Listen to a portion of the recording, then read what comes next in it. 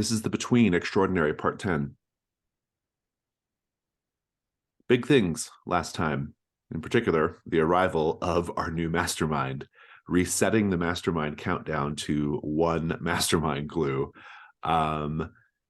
There will be more on that in a bit. You currently have 2 active threats, both of which you've made great progress on clue-wise and are on the verge of being ready to resolve.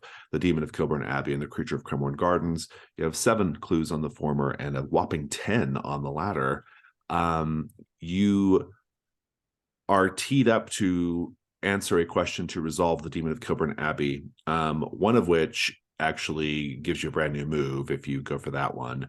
The Creature of Cremorne Gardens, you're on the threshold question still of whether the creature is real or a hoax. Taking a look at the hunters, Mr. Constantine and Mr. Walsh are incredibly filled up with conditions, so maybe be mindful of that as we get started.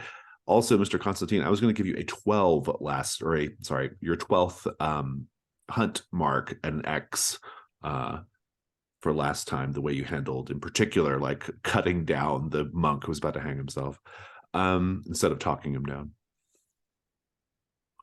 And I think that is about it. Are there any questions before we begin with our day phase? If you haven't done so, you can re-up your dawn questions, and I believe, Jakob, you can reassign your keys as well to the vaults of Tarthor if you haven't done so already. Before we begin the day phase, a prologue. It has been a few days since the arrival of Resplendent, the ship hovering above the city of London. The first couple of days were pretty chaotic. People were reacting much like they did when we saw last. Riots and fear and preachers in the street, and it was very apocalyptic, right? Or pre-apocalyptic. But pretty quickly, this visitor has managed to ingratiate himself with the power structures in London. And indeed, all of you, along with thousands of other Londoners, are gathered in a park where a large sort of dais has been set up, where there is Admiral Flagg, a number of ministers, including the Prime Minister. The Queen has showed up and is up on the dais, along with this visitor, who I will remind you is a very unusual looking individual. Tall and thin, with a bald head, pointed ears, kind of bluish skin, dressed in flowing green and scarlet robes. He has this sort of like brass device in front of him on the dais that projects his voice out to the crowd. And it's a sort of like celebratory atmosphere. It was almost like a fair or something, and now we're all here to like hear this visitor speak. And of course, Resplendent is just hanging above the city. The 4 of you are there, though. So is the Slugger as well, and Christian, and others. And this visitor begins his remarks. He says, "Greetings, city of London. My name is Gizod. I am the High Imperator of Venus. I want to first address the unfortunate troubles of the last few days, and I would like to extend my apologies to you all. I know what a bother it can be when someone drops in unannounced. But now that we've gotten past all that, I want to say thank you to Admiral Flagg, to the Prime Minister, to Her Majesty, for welcoming me so warmly to your city. I believe that we are 2 great civilizations getting ready to meet, the Venusians and the Britons, coming together in mutual aid and understanding. And indeed, I believe my arrival here heralds a new age for our respective people. And then there's like, there was laughter at his little joke, and there's clapping now, and everyone's really into it. And his speech goes on for a bit more. It's very, very self-aggrandizing, and, it's a lot. The slugger says to you, Dom, just get me close to him, and I'll take him out. I'll take care of him. I'll beat him to a bloody Venusian pulp.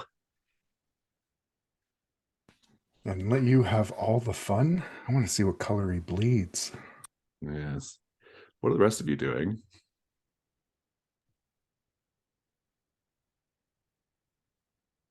I think Victoria, having gotten a little bit bored with his obvious hot air, might take the opportunity to see if she could send a message to the man in the sun mask.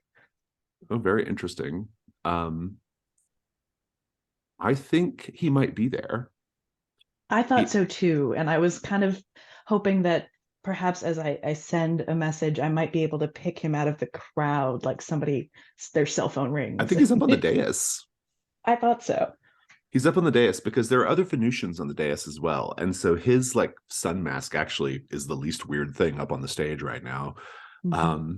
But he's there, but he's dressed in a suit as well. So he's got it's an odd juxtaposition, but there's so much other stuff to keep people distracted that no one's noticing his unusual appearance there on the stage. But you can tell he sees you, Ms. Balakwa.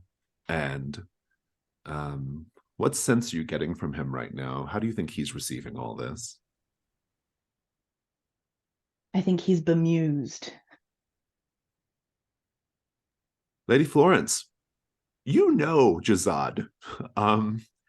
Maybe tell us the circumstances of your meeting him. I would like to know, just as the keeper, so I can play into it. But yeah, how do you know Jazad? Oh, you're muted, Mike. I think it's your headset because you're unmuted on the call. We'll give you a sec. Jakob, how are you responding to all this? There's a bit of taking it all in, sort of that, like, oh my lord, there's an immense airship, and that's nothing like whatever pulled into the harbors back in Jan Pedragoch. I was going to ask Lady Florence a question, but may have to repeat this when Mike's back. Was going to ask essentially, Lady Florence, have you flown in such a vessel? You're so experienced, but we'll come back to that in a second.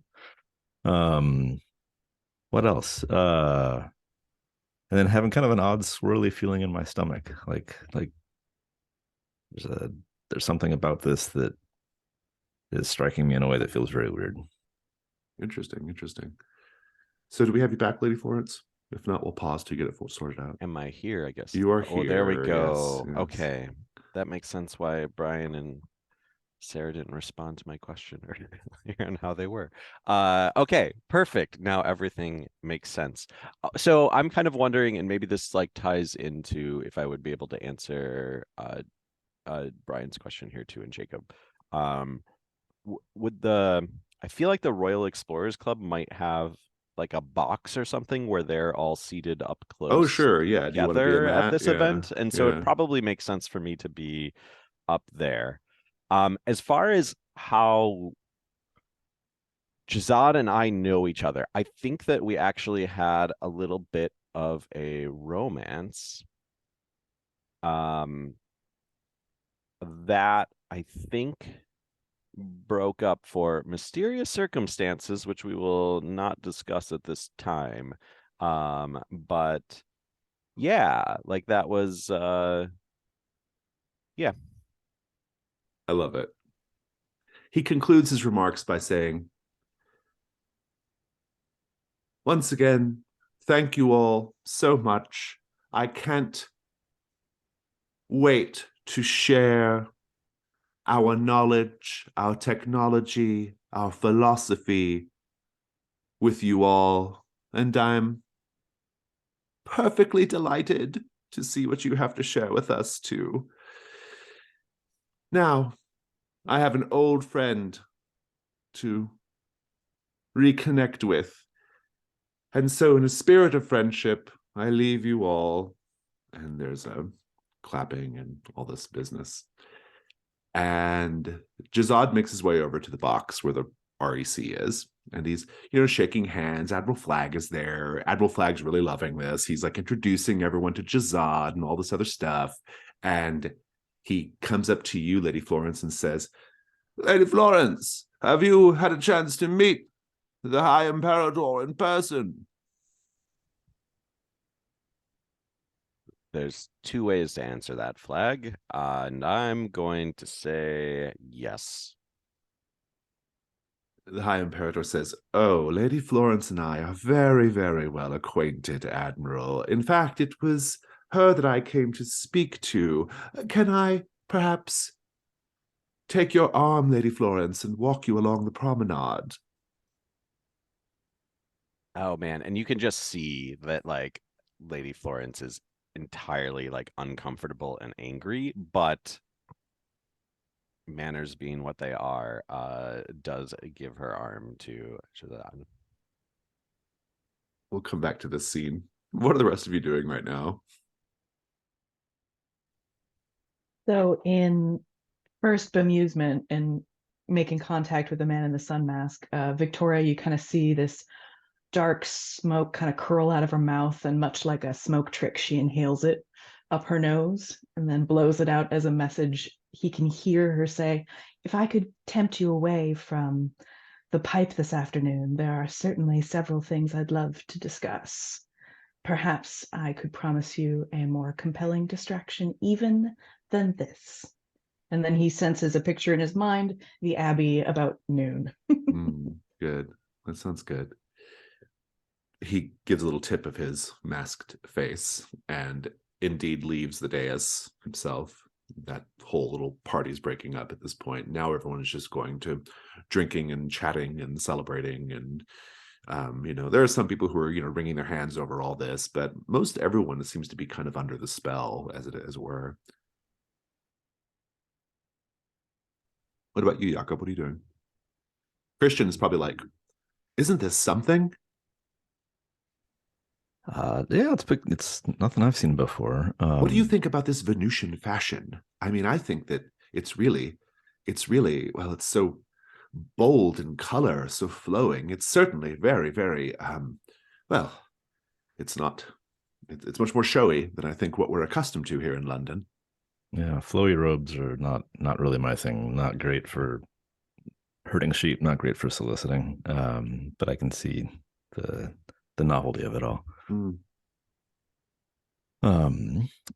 Is Constantine nearby? Yeah, I'm sure he hasn't gone too far. All right. I think it's worth this.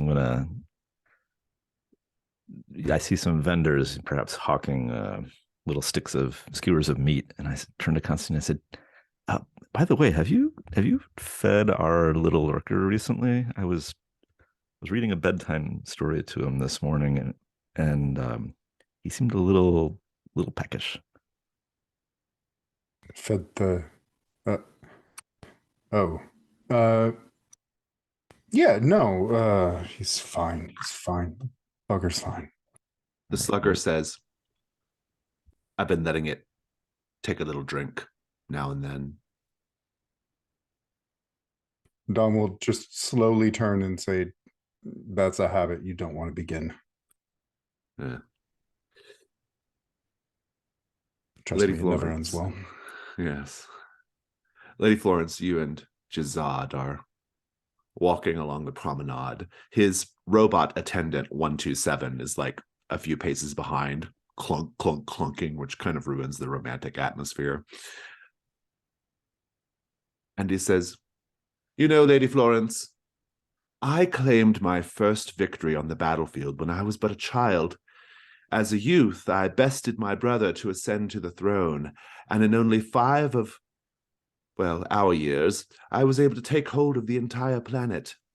and very soon the conquest of your united kingdom shall be the next chapter in my glorious legacy. Ah, and you pathetic creatures should be honored to have such a role. I told you never to come to this country. Are you going to fight me on this, Lady Florence? Why would you choose to fight something as inevitable as the passage of stars across the sky?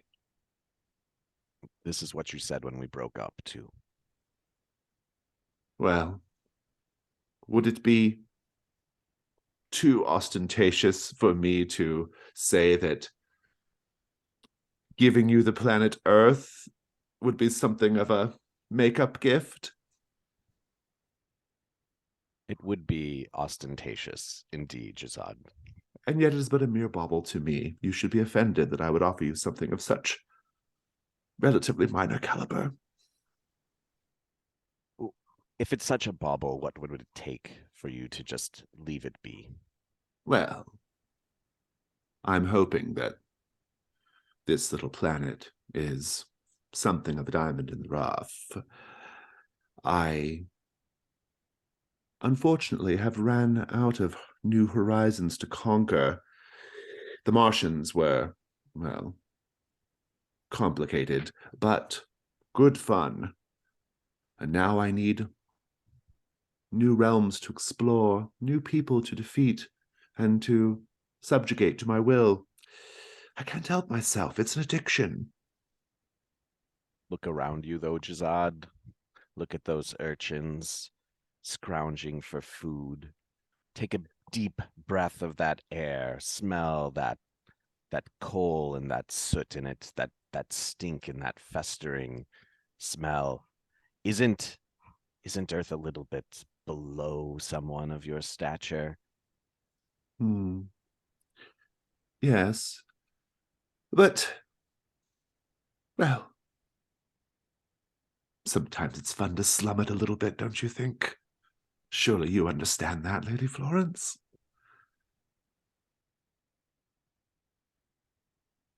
And where are you leading me right now, Jazad? I think that's the final question that I have for you. He kind of stops and says, in the short term, right here, I have business to be about. In the long term, a throne by my side? And she just like pulls her arm away and just like turns her head. She's not necessarily leaving, but it's a sort of like very melodramatic moment. And says, "No, Jazad, that will never happen." Very good. I love it. Let's begin our day phase proper. We have 2 active threats, so I'm going to go ahead and introduce a third one. You can follow along on the tab. It is called the Emerald Orchid. It's the talk of the town this season. Anyone hoping to be noticed, and more importantly, remembered, knows that emeralds are all the rage, perhaps somewhat influenced by the appearance of the Venusians who favor this color. Not those sparkly baubles on display at the jeweler's emeralds, but living emeralds in the form of dazzling, jewel-petaled orchids. An anonymous cultivator of rare and exotic plants has obtained and reproduced a genuine emerald orchid, its unearthly coloration achieved without any artificial methods. This stunning iridescent specimen evokes the brilliant green hues of jewel beetles from the tropics. Anyone who can afford it has added an emerald orchid to their mantelpiece or sent one as a lavish gift, in one case even offering a particularly vibrant specimen in place of an engagement ring. It seems that half the city is caught up in the craze, and the other half is caught up in the Venusian craze. This does not explain some of the more bizarre behaviors on the rise, however. Sleepwalking members of the upper class awakening from scandalous acts they wouldn't dare be caught up in. Ordinarily rational members of society abandoning their work for an obsession with gardening, and avant-garde artists rambling about the esoteric nature of some new color. Even friends and acquaintances of Hargrave House have been affected. For example, our good doctor, he and his companion has been given an emerald orchid to wear in her hair. You note last time you saw them, Mr. Constantine.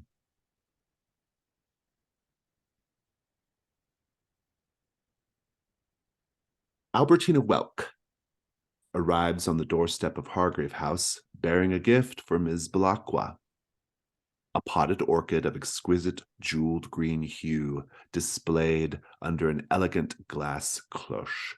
You can put that in your personal quarters, Ms. Belacqua, an emerald orchid. Excellent. I'll remind you, Albertina is the woman that you met on the dance, or she's one of the dancers, or she's a bon vivant at Cremorne Gardens. She says, I haven't stopped thinking of you since our last meeting, Ms. Belacqua. I've discovered the most beautiful thing in the world, well, the second most beautiful thing in all the world, and I want you to have it. You must think of me near constantly to warrant such a lavish gift. I'm overwhelmed. Mr. Constantine, how can you tell the orchid is animated by a malevolent intelligence which seeks to spread to new hosts, and that the bearer of this gift, Ms. Welk, is under its control?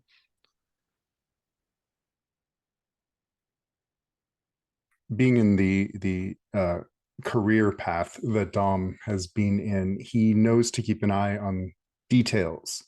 And so as Ms. Welk hands the plant over, he notices that peeking out from underneath her fingernails are just small little shoots of green that seem to writhe a little. I love it. Questions and opportunities. There are 3 here. The first, who has been reproducing the orchid and how can it be stopped from spreading? It's a complexity 4. Resolve the threat by seeking out and destroying the original malevolent orchid from which all the others were grown.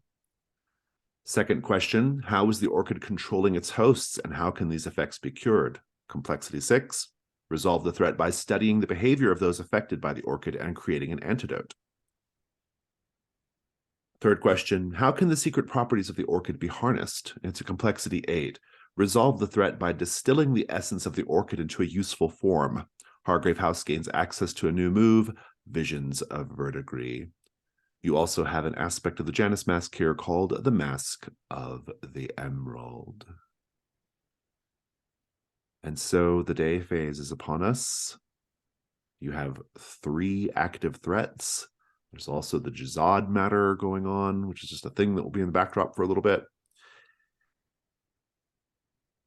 In case you want some leads on the Emerald Orchid, well, finding people who are like into the Emerald Orchid like is not easy, or is not hard to do. Like you can kind of find where people are. But to give you some starts here, the Kew Gardens greenhouse is probably a decent place to start. I would say that the University of London Natural Sciences Department. There's also a conservatory, which seems to be maybe not the genesis of where the orchid came from, but there are enthusiasts there at this conservatory. And so, Ms. Belacqua, what are you up to today? I am somehow using the Victorians' equivalent of super glue to make sure this cloche stays on this orchid. And I'm putting it in my personal quarters. And then kind of staring at it throughout the morning and then heading off to the Abbey come about noon to meet the man in the sun mask. I'll be dressed in my burgundy tailored suit and wearing the moon mask that he provided me last time we were there together. Very good, very good. Of course, someone's going to misinterpret this as some Venusian thing, right? It's going to become a whole fashion, and there's going to be people wearing moon masks everywhere after you're done. Jakob, what are you doing today? I don't know if we need more clues on Cromorne Gardens right now, but my thought was to try and follow up with Whistler a little bit. Seems like a reasonable thing to do. Unless somebody's got a better idea.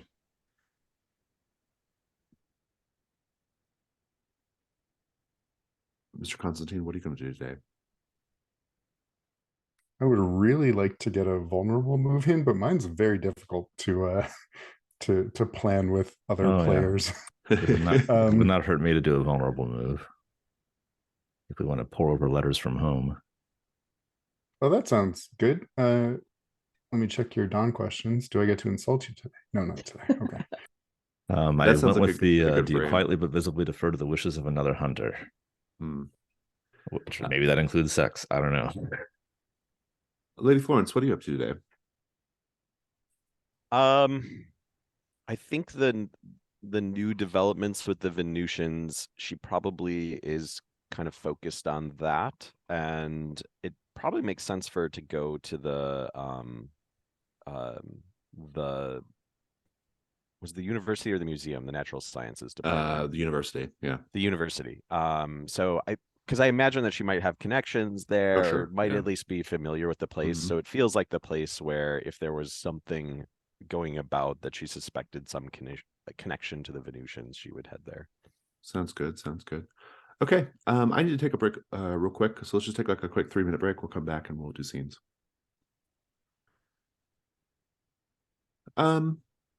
Jakob, it's your vice, so why don't you frame up the scene for you and Dom? Yeah. Cool question. Is this, it's the day phase, so this is after the pomp and circumstance of it is, yeah, right? Yeah, okay. Yeah. So where are we? Are we back at Hargrave House, I guess? Maybe not. Maybe Dom, do you have a favorite watering hole? Oh, I think it's the Crown and Anchor now. Crown and Anchor. All right. I suggest we go there to have a beverage and plan out our activities, how we're going to resolve some of these urgent threats that are facing us. And I'd at a certain point pull out of my pocket, maybe when you're away from the table, pull out of my pocket a letter, and you return and I'm reading it, and offer up an explanation. Oh, sorry, I've received a letter from my parents and didn't have a chance to read it this morning, and it was driving me crazy. I needed to look at it. I feel like maybe Dom and the Slugger went to the Crown and Anchor for a very different reason than what Jakob would assume. And so when Jakob decided to come along, it kind of Dom's being perhaps a little sulky. And but I think that would change when Jakob mentions his parents, and he'll kind of perk up and lower his pint and say, your parents write you? Yes, it's I don't know. They care for me, I suppose. Your parents don't write you? It would be a feat if they did. Oh, sorry. I shouldn't have pressed. No, they keep me appraised of what's going on the farm back at Wales and how the sheep are doing. They wrote about Wee Davy today. That's the dog. Always side by side with my father, Davith. That's why we call him Wee Davy. He's always kind of between his legs, never far away. They say the sheep are out in the pasture, spring grass. Put the badger face out. That's the kind of sheep, badger face. They put those out to pasture. And what do they know of your activities here?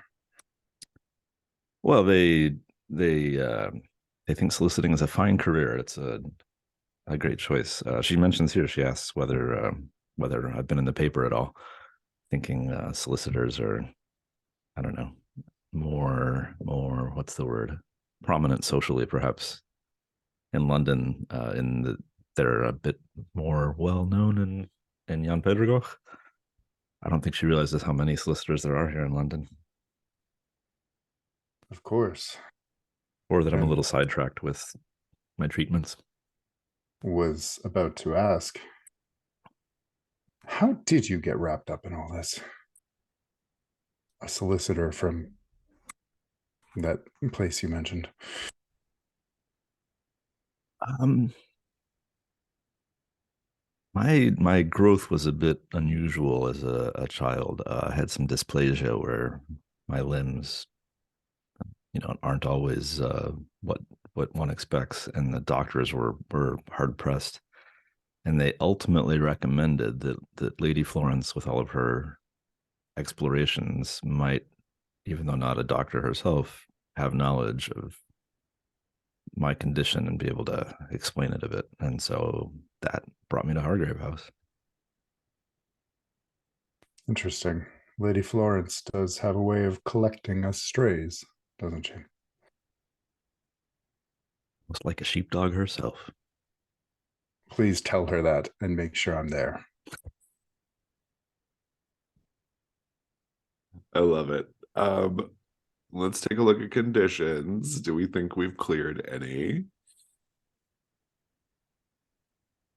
I was hoping to clear this song. Whether I've talked my way out of that yet, I don't know. Sure. What do you think, Dom? Perhaps he's feeling a little less drained. Indeed. And Jakob, you get to pick the bonus. Either invite the question, which you don't mechanically need because you can always invite the question, or you can stumble on a clue. May as well stumble on a clue. All right, be thinking of it. And it can be for any threat. Okay. Let's pick up with Lady Florence. Lady Florence, your journey to first the university, you have to go through a few like kind of common areas where students and academics are hanging out, and parks and things like that. And you can't help but notice there's something strange in the air. Perhaps it's the arrival of the Venusians, perhaps it's this orchid craze, but you see in one park, young lovers stumble and giggle through flower gardens, tongue-tied and lost in reverie as they stoop to smell each and every bloom. There's a circle of picnickers standing barefoot, curling their toes deeper into the soil, their eyes closed and smiles serene as they sway in the afternoon breeze. London is really, really just kind of, after this like chaos of Jazad's arrivals, become kind of stupid in some ways, But you finally get to the University of London, the Natural Sciences Department, where there are glass cases entombing rare specimens of flora and fauna. Drawers and shelves packed from ceiling to floor. A group of researchers gasp reverently as a newly arrived shipment of specimens is opened up. Let's paint the scene, everyone. The wonders of the natural world are being cataloged here with zealous detail. How is the information gathered here woefully inadequate to face the horrors that you know to be real?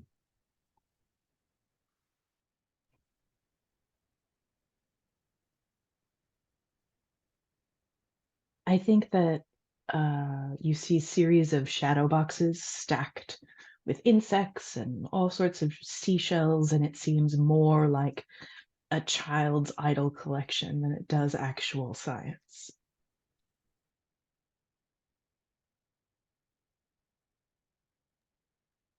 There's this like back room closet area, laboratory area, where some sneaky professor or group of professors are actually like grafting different things together to create sort of like artificial monstrosities and sort of like mythical beasts from like the reports of John Mandeville and such, that they're trying to recreate fictions down there instead of the real horrors of the world.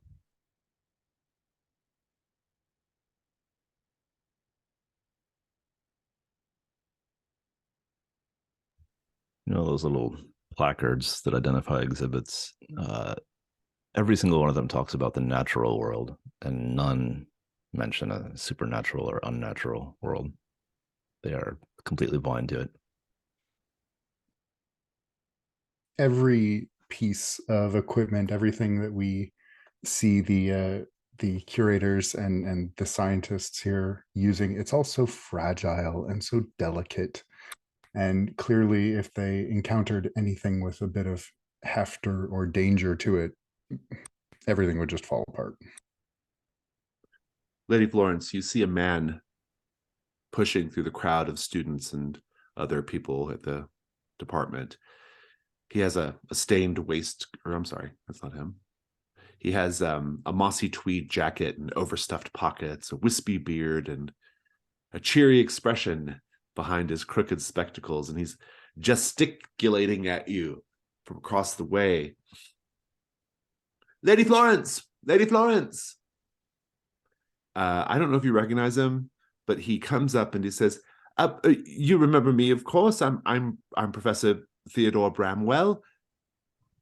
Oh, Bramwell, of course, of course. We met at that thing at the club, right? No, you gave a scintillating lecture about plant life beneath the ocean, a sort of to a class of mine. That Theoretical so long botany. ago. Yes. Yes, so long ago, so many worlds away. Yes, well, you're a very, very busy woman. I, of course, wouldn't expect you to remember everything that all of your various engagements, though this one was just a couple of months ago. So I do wonder, how have you been, and what brings you here today? Let's just say it's been an interesting few months. You've seen our new visitors from above, I take it? Yes. I of course, my mind always goes to the same place. I have to wonder, what sorts of plant and animal life do they have on Venus? Have you talked to anyone about that? No, but I am trying very, very hard to, well, make an acquaintance with a couple of Venusians who have installed themselves at a local tea house and eatery. Well, I hope to pick their Venusian brains the first chance I get. I remember you had a lot of questions after that lecture, didn't you? That is the nature of academic inquiry, Lady Florence. One must ask questions in order to get the answers. I wonder if I could arrange a meeting with you and Jazad himself. Lady Florence, that would be incredible. You know, we at the Royal Explorers Club have connections like that we might be able to utilize. But I am wondering about, you've heard this orchid craze, right? Oh yes. The emerald orchid. It is something of a bit of talk. Did not originate from here. We haven't managed to get our hands on a specimen yet that I'm aware of. I am wondering if I was able to arrange this meeting with you for you. Is there any perhaps research or studies or similar samples that I could look at? You know, things behind locked doors that you might not be willing to quite yet reveal to the public that relate to this orchid. Curious indeed. By remarkable coincidence, it happens that I've begun research on a very similar subject that, shall we say, does not fall far from the tree, as it were. Of course, it's far too complex to summarize here, and so I won't even endeavor to attempt it. But as you've no doubt read my previous work, you know, well, where my thinking goes on these matters. And then here I will, I'll give you a clue for free because your offer that you've dangled is sufficiently good. He says, there are people who are attempting to explore other sorts of jeweled emeralds, not just, or jeweled orchids, not just emerald orchids. Are you familiar with Mrs. Brathwaite? She's very, very anxious to get her hands on a sapphire-colored orchid, if you can imagine such a thing. Oh, my. That feels like it would overcome this whole rage. Everyone loves sapphire. Emerald Yeah. is so common. Hmm. And let me get a little more precise here on my clue. Mhm. He says, you know, if you are interested in this sort of thing, Lady Florence, I have a book that I think you might find very, very interesting. Come with me. Mhm. And he'll take you to his office, and he will give you a copy of a book. It's a French book called Les Fleurs du Mal. And inside the book, there are a number of illustrations of strange, unidentified flowers. There's even a couple of pressed flowers within its pages. He says, this is a very, very interesting work when it comes to botany and unusual flowers. And I recommend giving it a read. I Hmm. assume you read French, of course. That is in my repertoire. Ah, very good. Well, so the High Imperator? Let's go see if we can arrange that right now. Hmm. Let's cut over to Ms. Balakwa. Ms. Balakwa,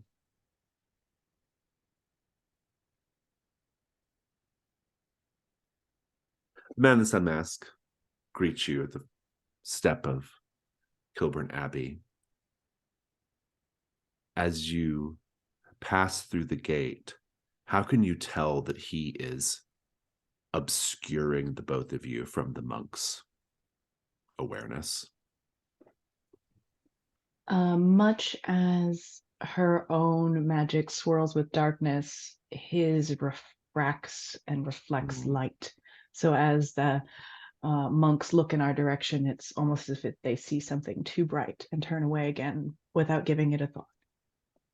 He says, I have to warn you, Ms. Balakwa, I can make it impossible for the monks to see us, but I'm afraid the entity that resides here, that's a little trickier. I'm afraid we are still very much in its purview. But I think it's a little distracted by all these events going on in London. It's like everyone else in the city. Hmm? Yes, indeed. So long as we don't have to say hello to the abbot today, I think we'll be fine. He is very keen to take something from me that I'm not willing to give. Oh, yes, yes, yes. So, how is Hargrave House going to approach this matter of Kilburn Abbey? Have you decided whether you are going to perform some sort of banishment ritual, or are you perhaps going to try to tie the entity back to the body of the young girl that, well, Dr. Gastrell has made such good friends with? That man troubles me on so many levels. And I say this to you. And yet he is somehow only the eighth most interesting person in London right now. Oh God, I don't think I've laughed in 3 whole days. His companion is number 7, so Well, I believe that, well, on the subject, what do you think of this self-proclaimed imperator? oh yes, yes. Well, of course I have to be around whenever we have some sort of public event with him. I am, of course, a very, very highly placed member of the royal family, and I have to make appearances at these things. But the style of the Venusians is very convenient. I get to walk around in my preferred manner of dress, and fewer people give me strange looks. That's why I thought the masks would suit us today. I'm I pretty sure I saw a couple of old dowagers admiring your moon mask and possibly thinking of having their haberdasher make them one. Perhaps it would be easier to hide in a crowd. But back to your question at hand. Ever since you proposed an intimate evening downstairs in the wine cellar, I feel like I've been quite removed. And truly, it's because this girl reminds me too much of myself when I was young. I feel like it is only fair to put things right and back to where they were and bind this demonic force back again. She reminds you of yourself. Did you also sometimes lose your head, Miss Belacqua? All right, well, that one wasn't quite as funny. Or perhaps I got the laugh out earlier. I do think that, well, I've always been a vessel for things. And unfortunately, when so many things seem to work through you as opposed to with you, it is natural you might get stuck up in a few things that you wish you hadn't. I'm afraid there can be no resolution to the Kilburn Abbey matter unless someone goes inside where they found the girl. Yes, I understand that as well. I have a few candidates in mind. Oh?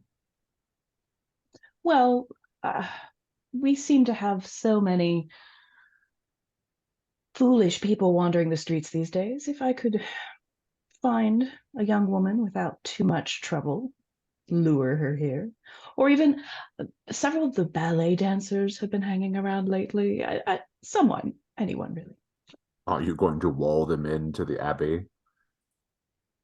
Well, yes, that's how I assume that we'll have to trap this thing. But that's why I came up here with you, in hoping that we might find a little bit more information. Well, let's have a look about then, shall we? Mm.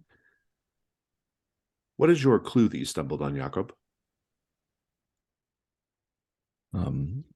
My thought is, as we're sitting at the Crown and Anchor, there's a delivery crate brought to Rory the bartender, and he pops it open, unpacks the straw, and pulls out some uranium glassware that has an orchid motif around it.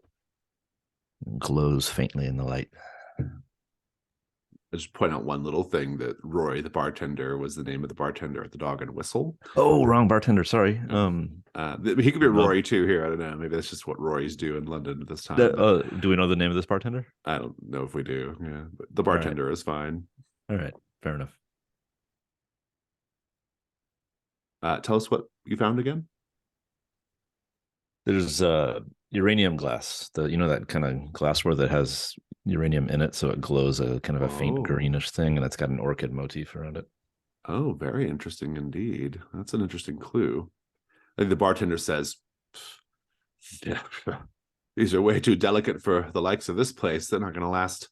They're not going to last two shifts."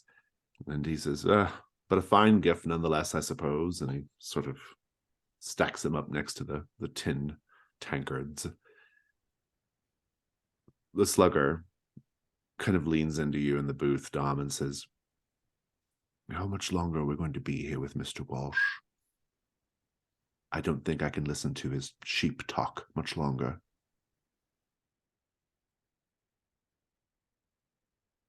All we need to do is find someone to ask him about the sheep, and then he'll be preoccupied for quite some time and we can sneak off. The slugger gets up and walks over to another patron, a smaller man who's clearly very nervous about the slugger, and the slugger's like saying something to him, and there's an implied threat as the slugger like raises a fist, and the guy's like, okay, and he walks over awkwardly to the booth and says, I hear you do sheep." You sheep? Do You have sheep? You like sheep? Yes, my family, we raise sheep. Yes. Do you have sheep? I love I'm sheep. just I love them. slip out. And We just keep talking. right. This is amazing. Very good, very good. I think we know what Dom and the slugger get up to for the rest of the day. Let's pick back up with Lady Florence. Lady Florence, are you going to take Professor Bramwell to the Resplendent? Oh man, I think I want to try. I'm sort of, I guess this is the thing we could decide. I feel like Jazad would respond at this point to a request for a meeting with me, at least. He has a whole like there's a whole like queue of visitors when you get to Yeah. the bottom of the resplendent. And I think that they have like this like shaft of strange glowing light that the visitors step into, and they get lifted up into the air to be brought aboard resplendent. And they're all like, "Ooh, ah," as they like go up, right? Quite a few or quite a number of people less than go up come down. But just one little observation. But Professor Bramwell is like, "Oh, this is incredible, incredible. I feel like I should have dressed for the occasion. This Venusian style, though, is, I mean, well, I think they're going to cause a bit of consternation on Savile Row, don't you think?" Don't worry though, it's old hat for me. Mm. And I'm guiding him. We're just gonna essentially cut in line. And I think maybe like, I mean, I've been on the Resplendent before. I know that there's like a VIP portal area, essentially, something like that. Right, yeah. Yeah. So I think they let you in. I think standing orders to let you come in, and you are brought up, aboard Resplendent, which is indeed resplendent. It is inside, it's all like strange, silky synthetic fabrics. It's globules of glowing material. It's gold and brass and other metals, probably many of them radioactive. It doesn't affect the Venusians at all, but there's going to be an incredible like increase in the number of cancer cases in London fairly soon. Bramwell is all agog at this, and he says, "How does one address a high imperator? Should I bow? Should I doff my hat? I'm not really sure what to do." They love all of that, to be honest. Anything that makes them feel grand, just builds them up. And you're eventually invited into the throne room, and Jazad is there, and he's like, "Ah, Lady Florence and who is this?" This is Professor Bramwell, and he is one of the most interesting people on Earth. I think for your new plans, your upcoming plans, he would be a very valuable person to have a conversation with. I somehow doubt that. And he lowers his glowing green staff and fires a beam of energy at Professor Bramwell and disintegrates him on the spot. And says, "Now that we're alone, have you come to reconsider my proposition, Lady Florence?" What is it that you want with me anyway? And I do think for like context that like Lady Florence on this ship, like her heart is fluttering a little bit. She like otherworldly things are definitely her thing. And so yeah, she, even though this is something familiar and something that she split from, she is a little entranced by it all. Indeed. I think we'll just cut the scene there. I don't know if we need to go any further. Ms. Balakwa, what is your approach here for the investigation? I'll give you an information move. Just tell me what you're doing.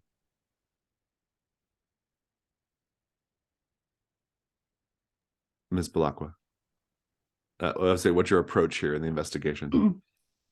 So, last time I was here, I noticed that even the artwork was starting to reflect this demonic force, Indeed. along with the monks that were behaving strangely and shredding Bibles and things like that. And the abbot insisted that everything was fine, and of course it wasn't. So I'm looking for more indications of where this demonic possession is coming from or affecting the building, or that kind of thing. do the information move, I think, with sensitivity, the way you've described it. And yeah, sensitivity. All right. 8 plus 2 is 10. 10. Very good. Thanks, Scott. Yeah. Let me take a look at the clue list really quickly.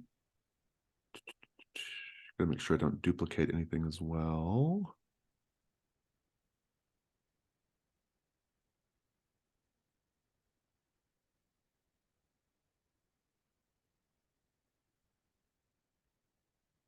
Here's your clue.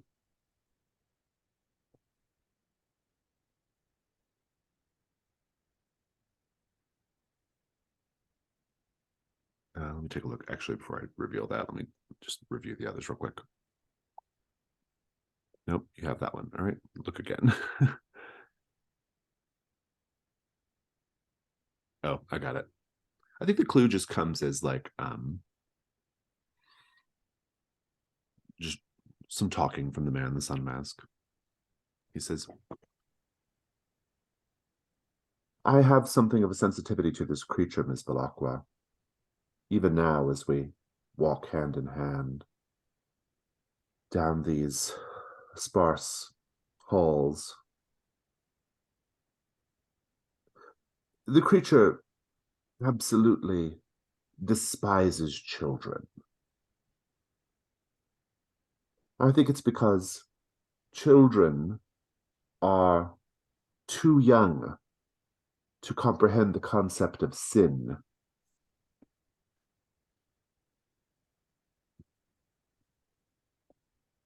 This angers the creature, and it makes children a problem. I strongly suspect that this force lives to corrupt those who worship. That makes too much sense. Place makes my skin crawl. And I think that will be everybody for the day phase. We're going to have a little break before we go into dusk so that you can think about your many clues and questions that you have going on 2 of your mysteries right, or 2 of your threats right now. We'll take a 15-minute break so that you can ponder your clues, think about which questions you want to answer vis-a-vis Kilburn Abbey, and what your solution is for Cremorne Gardens, whether it's a hoax or not. And that one's going to be really tricky because of some of the clues that we introduced last time, but I'll be curious to see what you all come up with.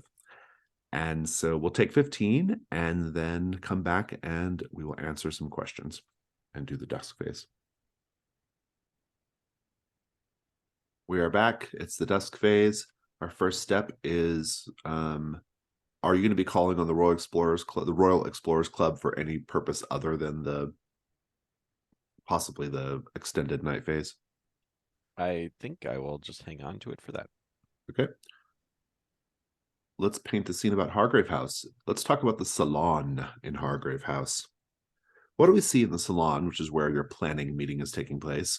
What do we see in the salon that makes it the most comfortable spot in the entire house? A low bar to clear in Hargrave House, by the way. It's the only room in Hargrave House that doesn't immediately, like the windows don't immediately look in on someone else's flat. It has a little bit of London street and you can kind of see out and not just into somebody else's rooms. I think it's also the only room with furniture that is actually comfortable to sit on, not just for display or function. You can get almost lost in the ottoman and Chesterfield there. One of these pieces of furniture is essentially like the Victorian version of one of those like egged chairs that has like is upholstered all the way around. And it's the added benefit of that is that when you're sitting in that, it actually blocks off all of the odd noises and that type of thing. Like you can kind of concentrate without this stuff going on in your head all the time. There's a skylight far above that lets a rather lovely amount of daylight in.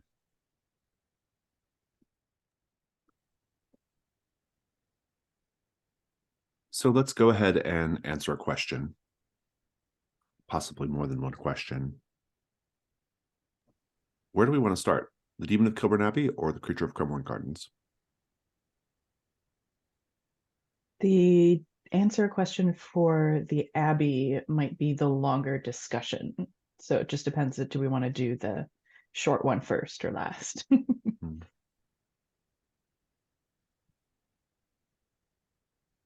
Let's start with the creature then. Mm-hmm. Well, it's a binary question here. Is the creature real or is it a hoax? So I think we were like pitching around this idea that it's real in that Sven the handyman is like half gill folk. Potentially okay. one of the like half gill folk people from Lady Florence's past, or a descendant of them or offshoot of them in that way. That feels like it covers Sven the handyman's clothes, the scrimshaw depicting the fish-like man rising out of the water. That's essentially like a depiction of Sven coming to the surface world for the first time. Can I go a step further? Yeah. I think we could probably also incorporate the intangible woman that you spoke to when you were last at Madame Tussauds, and that kind of quote that she had, the invasion from above, salvation from below. It would kind of loop a lot of your Gilfolk history into potentially a solution for Jizad, which I think is really interesting. If that the Gilfolk are, I don't know why they're harassing people at Cremorne's Gardens, for instance, but it's just more to the proof that they are real and not a hoax.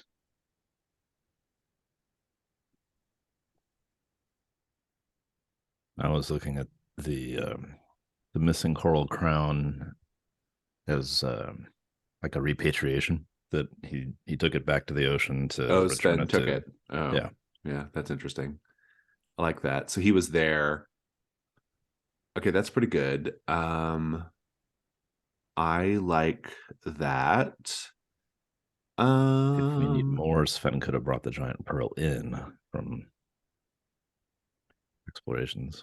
Well, the exhibit itself, right? Like Sven would be, we know that I think there was like paint on the clothes and that type of thing as well. And so we know that he's essentially building the exhibit. So maybe anything that's been accurate is actually Sven's contribution to it. Like his artistic flourishes are actually what's real about the exhibits. Okay, yeah, I'm kind of into that.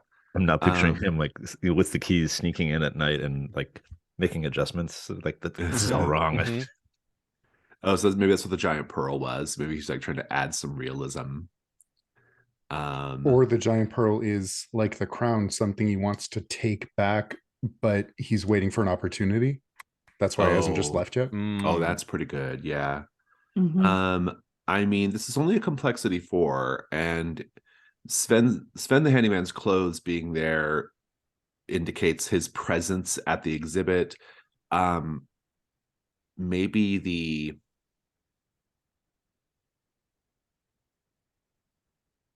because I think you found the scrimshaw.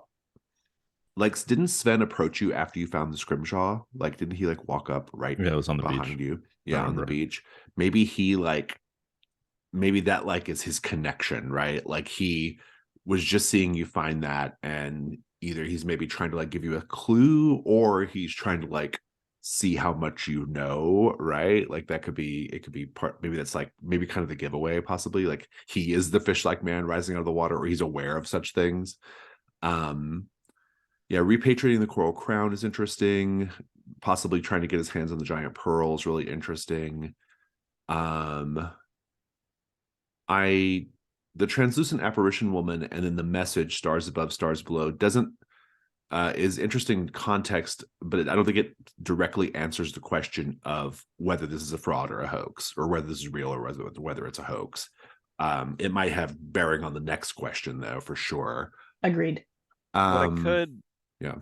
if we wanted to use that one, this could be, it's not from the perspective of the landlubbers, but it's that's from the perspective of the people below. So this is actually talking about the stars above it's Lady Florence and sort of like these imperialist explorers coming down and taking their stuff. So that's the invasion from above, is Okay. invasion from above the sea.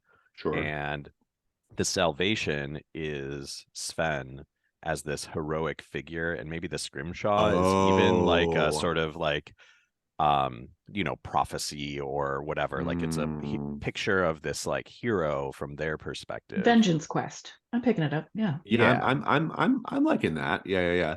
Then the translucent apparition woman figures into it too. Which is 7 clues. That's a fair amount on this, but it's a good roll if you all want to do it. I think I feel just like for the that's too sake many. of, yeah, like Too many. we hold back the apparition and the above and below for the next question, because I feel like we've got the good running start on that, but we don't need 7 clues to answer a complex. Or maybe like 4. maybe not the apparition woman, maybe like her decision to tell you this is relevant to the next question more than like the message might be like directly connected to Sven, which I think is interesting. Actually. Because also just looking at the clues that we have, it's like these pair of eyes that are glowing in the dark in the center of a maze, a girl singing, and then locals dislike Cremor Gardens. But the first couple there do seem to relate to the translucent apparition woman. Yeah. Like Yeah. that feels like there's like a set forming. There's there. something going there. Yeah. Yeah. Well, that's 6 clues then, which is pretty good. It's a solid theory. I like it a lot. Do we want to go ahead and roll in +2? Why don't you take it, Mike? Got it. We got the blue dice. The blue mystery. It's a 6, but then that's +2, right? All right. Yeah. So we're at 8. Okay, so you are correct. This is real. Particular Sven is a Gill person who is maybe been sent here for some purpose. The purpose is maybe still to be figured out, but he's here. And that feels pretty good. That leaves 1, 2, 3. That leaves 4 clues. Your next question that opens up. If it's real, what does the creature want? Resolve the threat by luring the creature to you, then destroying it or convincing it to go back wherever it came from, your choice. It's a complexity 4. It feels like you're pretty close to an answer here already. You've got 4 clues. You could get it on a flat roll and try to resolve this one tonight as well. But I'll leave that up to you all. There's not a huge cost if we miss here. I mean, I'll do a reaction. Yeah, you will do a reaction, but like there's not like, it's not like, I don't know, are we going to lose a clue or something like that? Is it going to put us behind to no? It's more that if we missed and we really wanted to succeed because we liked the answer, we all have to check masks. Yeah, that's the main thing. Do we want to flip to the Abbey while we think about it, or? Yeah, we can do that. Let's go to the Abbey. So you have 1, 2, 3, 4, 5, 6, 7, 8 clues here at the Abbey. 2 different questions. Let's just review the clues here. There's an upside down cross. There are several lengths of rope smelling of decay. A journal with detailed rituals to control a demon. A censer in the Abbey was full of opium. A vision of the girl being walled in alive and the monk that did it hanging himself. Perhaps connected, the demon wanted Dom to see a monk hanging himself. A painting of the Abbey garden with a hole dug in it. And the demon does not like children. Those are your 8 clues. Who has a theory for one of these questions? So I was thinking for why was the demon bound to a girl, tying it all in to that the demon doesn't like children. That it turns out this Abbey, Kilburn Abbey, is demon worshipping abbey, actually. That's why they have the upside down cross. That's their true faith. Everything else is just for show. And they have been working to basically force demons into children, because there are plenty of those around for good hosts. You could build a whole demon army.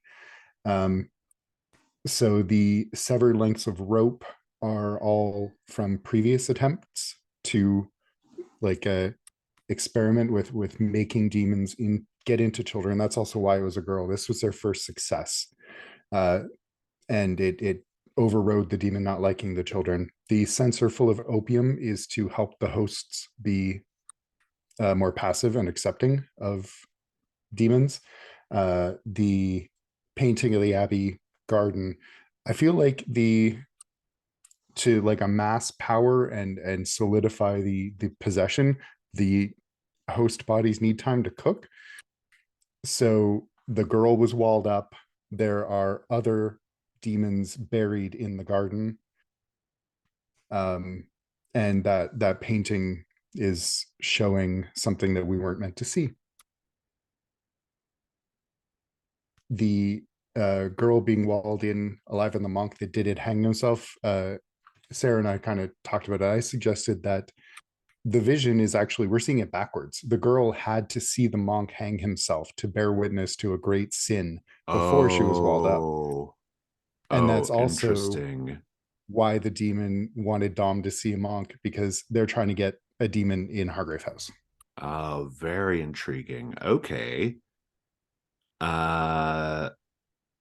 What does the demon not liking children have to do with the choice of children here? So you keep That's trying why to put it's them been into so children's hard. bodies. Wait, you both spoke. Say it again. Sorry. Go ahead. Oh, I thought that just that they keep trying to stuff the demon into the body of children. Oh, so it just doesn't like that's the real reason it doesn't like children, because it doesn't like to be trapped in that way, or is there something else there? I feel like it's a weaker host. Like it's harder for the demon to have, like it's easier for this group to control children than it is someone like Dom. Right. Like put me in the body of the slugger. Like let's make this work if we're gonna. Yeah. Interesting. The specific clue, though, was that the demon does not like children because they cannot conceive of sin. I feel like that was like the kind of moving part there on that clue. That was the important part. How might that be explained into this? Oh, well, maybe this ties into why the monks have to hang themselves, essentially. Like they have to expose the child to some grave sin so that they can I see. Okay, so that's connected to that. Okay, got it. All right. I like that. So which of the questions are you focusing on here? Like just driving it from the abbey, or are you going to try to bind it back to the girl? Yeah, that's my predicament, because I feel like if we're trying to answer the why the demon was bound to the girl, I don't want to do a ritual to do that, because then I'm also making demons, which is the point of what the abbey, you know what I mean? Like it doesn't. Oh, this is like the bad guy move. Like if you do this, you're all basically deciding to control demons instead of rid the world of demons. Yeah. Like this is resolution by leaning in. Yeah. So the other option is the cleanse the world option. This is the second option is the hey, they're onto something here option. Let's do that for ourselves, right? I mean, we might be feeling with the arrival of the Venusians that having demons on the side of the Earthlings would be. Yeah. Maybe we would have picked the prior in a week ago, but at this point, I mean, you've ably answered the question. We know why they chose a girl, right? Like that's done. Like that, you've absolutely answered that question if you get it correct. It's just a matter of like, do you want to go down this road, basically? What's the custom move demonic insight do for us? I'll read it to you. Let me find out. Okay, it says, when you have the darkened threshold marked, So you have to have that marked first. And seek answers about someone's darkest desires by consulting a demon anchored in this world. Roll with sensitivity. On a 10 plus, you receive an answer, which can come in the form of a clue at my discretion. On a 7 to 9, as above, but you must perform a minor blasphemous act in order to receive your answer. And on a miss, you don't get your answer, and the demon exerts some influence over you. I will detail a task the demon would like you to perform, and if you do it, you mark 1 XP. So it's a slightly reflavored information move, essentially. I think that we should answer why the girl was used, and we should just lean in. Everybody else? I mean, Ms. Balakwa's already got 1 foot in this door, right? I mean, Right. just Yeah, in general exactly. matter. So I'm just happy I reread it because I can bind the demon back into the body of the girl again, and I don't have to go find somebody to drag their butt back here. yeah, exactly. Yeah. Well, as we're discussing this, Jakob is like, but Miss Balakwa, this is a child. I don't know that we should be storing a demon in a child's body. It doesn't seem. You're storing a demon in You're the basement. feeding a I don't vampire in see the any basement. difference. I'm nurturing and educating this youth, and I'm helping and guide it. I think I was reading Dickens to it the other day. Moralistic stories that it can learn from. Packing a demon in seems the inverse. The child's body's safe now, isn't it? I just don't understand why you would have become a lawyer, Mr. Walsh. Well, I tried the priesthood briefly, but it didn't work out for me. Then perhaps you shouldn't be consulted in matters of the priesthood now. And there were Anyway. accusations of my deformity and accusations that those were demonic in nature. I fear for this child should they truly be possessed of a demon that Lord Victoria knows. looks to Lady Florence and gestures to Jakob.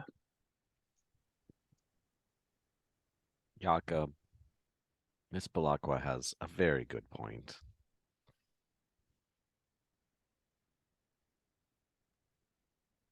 We need demons. It sounds like it's decided. It is. Jakob is I don't know, sort of sulking in the corner, trying to like check the library for some volume to prove his point. And it's not going to work, but I I think come Dom will over say, and just like, do the sheep give you their permission for their wool, or do you just take it? Touche. it grows back. You just, you know, And if our need for this girl's abilities fade, presumably we can banish the demon then.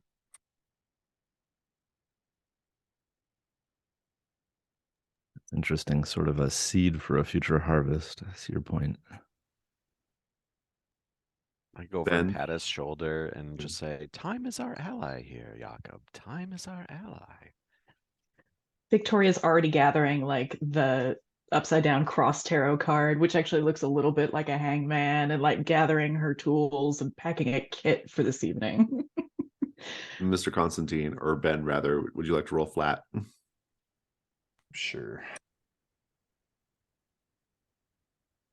6. 6. It is wrong, unless you all want to mark the Janus mask. I'd be up for a mask. Yeah. Yep. And Yep. we shall. Everyone mark the Janus mask. You're at a 7 to 9. The demon will fight you, but you will be able to rebind it to the girl. The difficulty could also be Dr. Gastrell, right? Because he's quite fallen in love with this corpse, and so there could be some difficulty there. He may not like the idea of his beloved being taken from him for any purpose.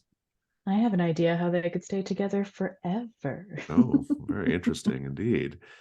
Okay, so then that, I guess, sort of sorts out the night phase for everyone. Like, is everyone participating in this little activity?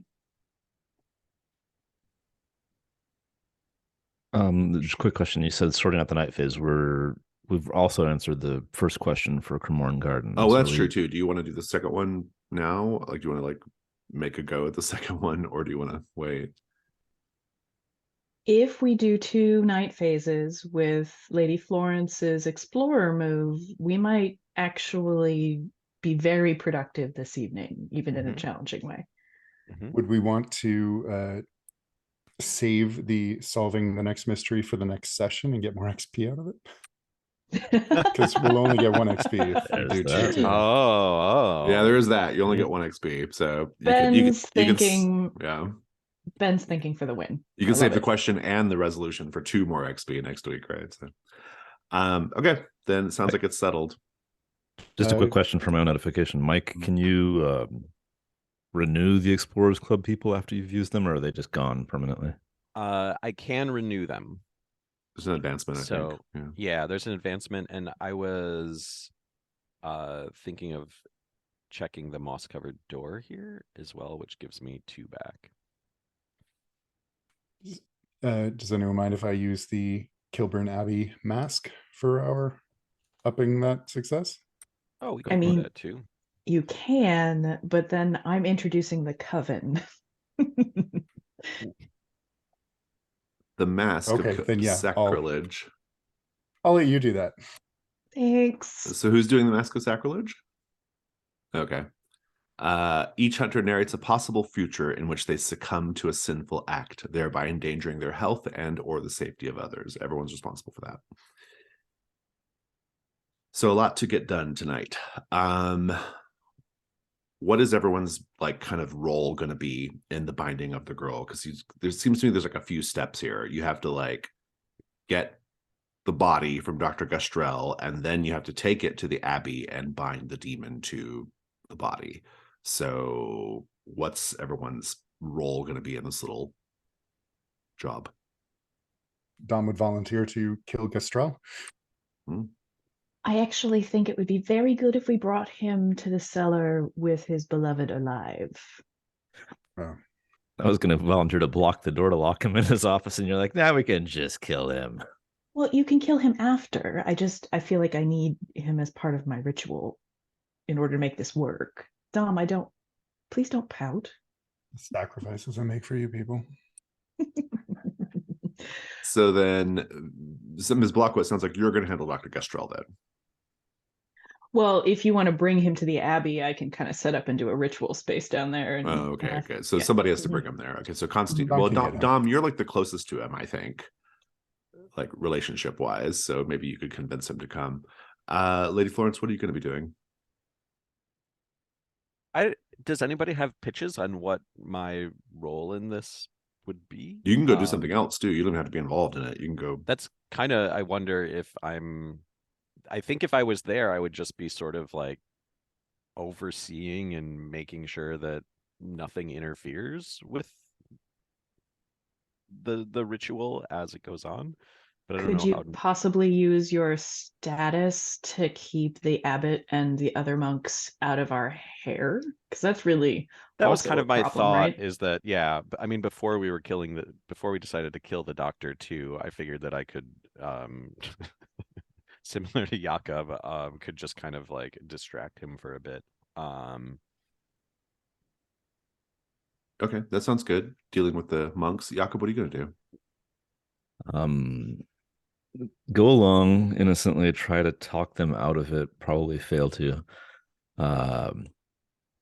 Call on some of my past brief experience in the clergy to try and perform some sort of rites that make this somehow okay, and possibly use the Shield of Korathor to close off whatever chamber we're in, so we can't be reached. That's very wise. How come Mike jumped? Because I raised my hand. Okay. Could I take the monks on a tour of Cremorne Gardens? You could, yeah. Or you could take them to the conservatory if you want to work on Emerald Orchid, or I think that might be fun. I think we do. It feels like we want another clue for Cremorne Gardens, so maybe I'll take them there. And yeah. All right. A den of sin, but yes, but they're they're open to that lately. So good. Okay, that all sounds great. Let's go to the unseens and figure out. Well, first of all, does anybody want to do their Janus mask now before we do unseen? Or do you want to wait till the dawn? Since I know most of you better just to got wait dropped until on the you. dawn, partially because it's about a recurring dream. Okay, that sounds good. All right, we can wait till the dawn. Let's talk about the unseen then. I think tonight we're going to do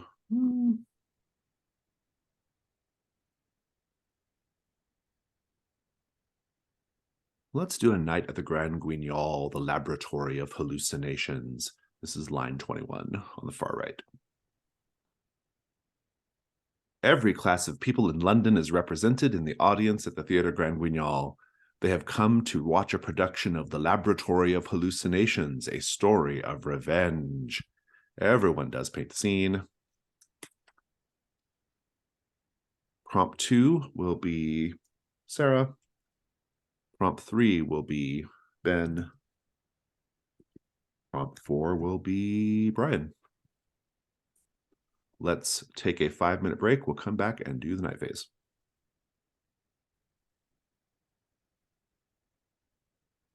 A night at the Grand Guignol. Everyone, as the limelights pop to life and the crimson curtain is raised, what do we see as we scan the stage that tells us this is the story of a mad scientist?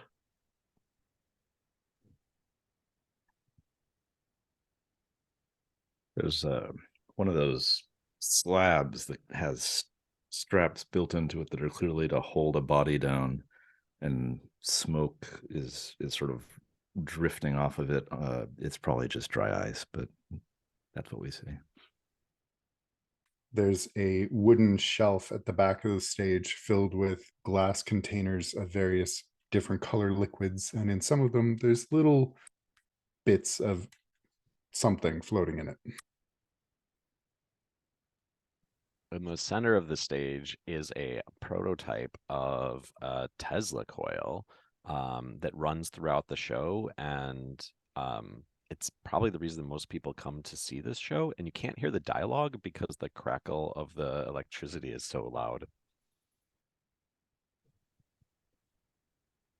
I think as a Victorian Easter egg, inside that Tesla coil, at any point throughout the play, completely non-synchronous to the actual dialogue and what's happening, you'll see people in a series of rings kind of fill in and then fill out again like a magic trick.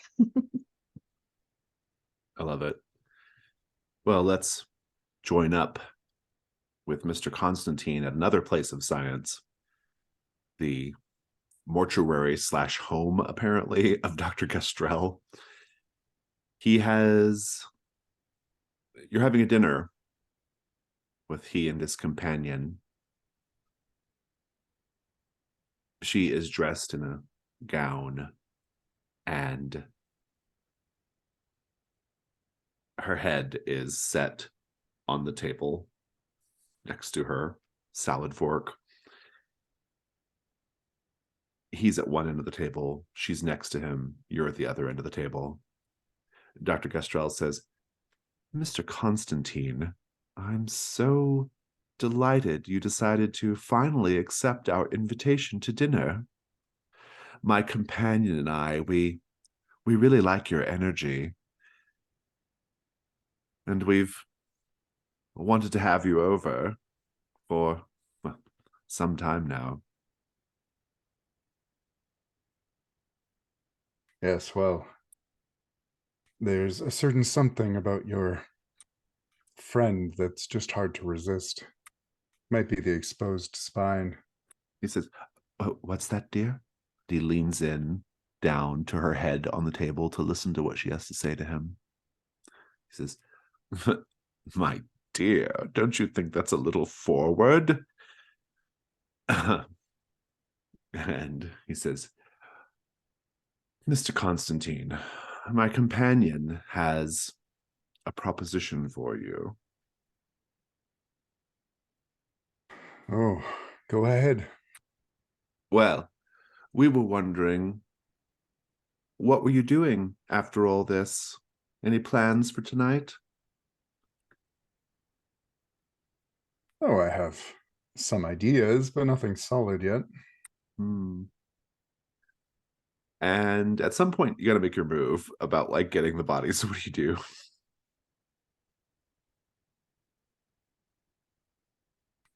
I have an no, that's a bit. Arsenic would probably take a little too long to work. I think I would take my sling, and hopefully once the wonderful host leaves to perhaps get the second course, try and hit him in the back of the head from afar. I like it. When It'll I be in. see, Oh. before we do this, let me interject one quick thing. As I see Dom prepping the cudgel, I'll lean in and say, maybe there's another way. Maybe play into this idea of the talking corpse and insist that the corpse says, "Great, has offered this idea. We should go to the abbey together." Like pretend you hear the corpse. And if you still want to cudgel him, go for it. I'm just Dom will just kind of sigh, slip the sling back into his pocket, and go ahead.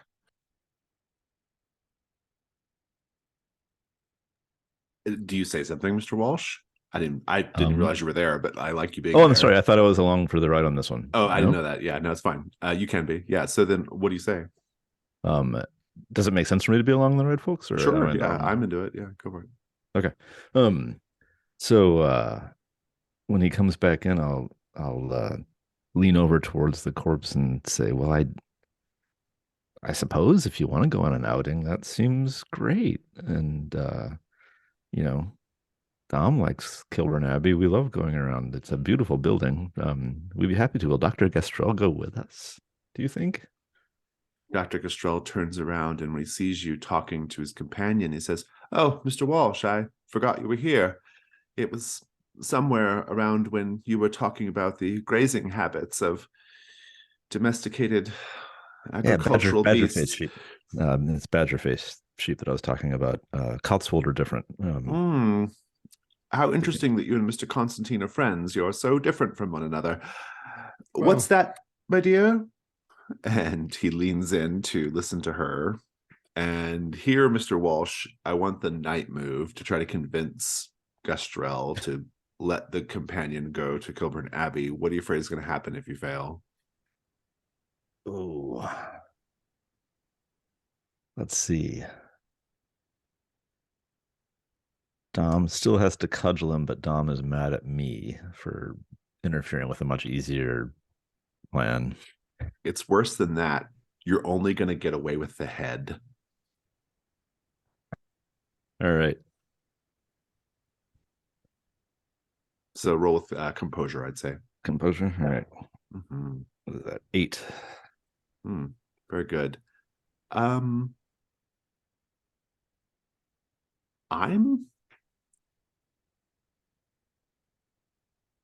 what do I want to do here? I think it's obviously going to work. You're going to succeed, but per the 7 to 9, there has to be a complication or let me take a look here. Or a cost. And I describe what the complication or the cost is. And I'll tell you what the cost is. You can decide whether you want to bump it up or not. The cost is going to be yes, he agrees to let you take his companion on a tour of Kilburn Abbey. She does love it there. And only though, if you agree to let him do some minor surgery on you, Jakob. Surgery on me? What kind of surgery does he have in mind? Well, he's gonna that's the deal. So if you want to go with it, we'll role play it out next time, but otherwise.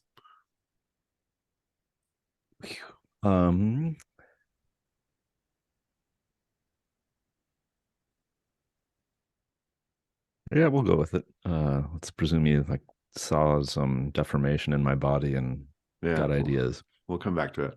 All right. I think that the monks are most interested in the American bowling saloon, Lady Florence. As you're in there in the American bowling saloon, there's the thundering crash of bowling balls hitting their mark. Pin boys are dashing to and fro, setting the pins up. There is the slightly stilted sound of a barrel piano cranking out a jaunty tune. Let's paint the scene, everyone. The American Bowling Saloon at Cremorne Gardens embraces Americana and the idea of the Wild West. But to an American, it would all seem a little off. How do we know that?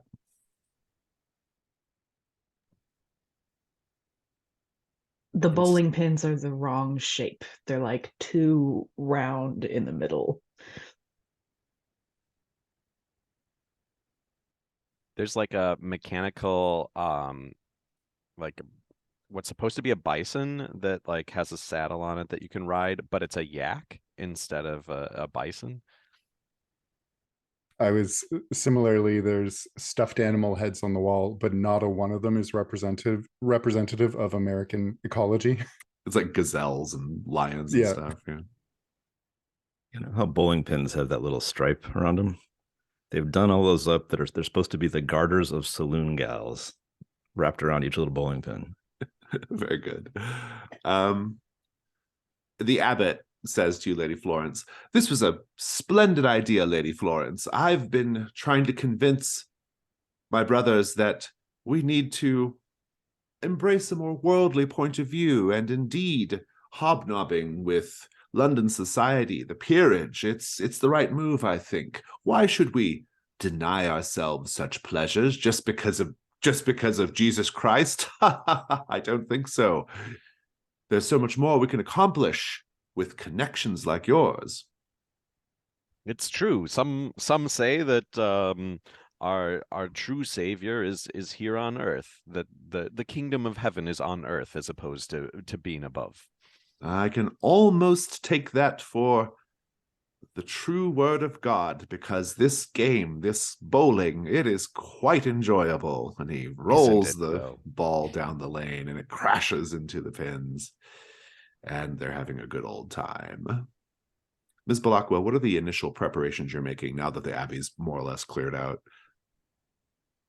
I have gathered up the toys and things that she was initially buried with and created a little satchel and placed it back in the hole in the wall. And I've also done a little preparation I have read completely the book on which rituals I should be using to bind this demon from the book that Rebecca Solomon gave to me. And I think whenever Dominic finally got Dr. Gastrell in the body here, they will catch her standing on the table she once picnicked on, setting up a noose. Very good.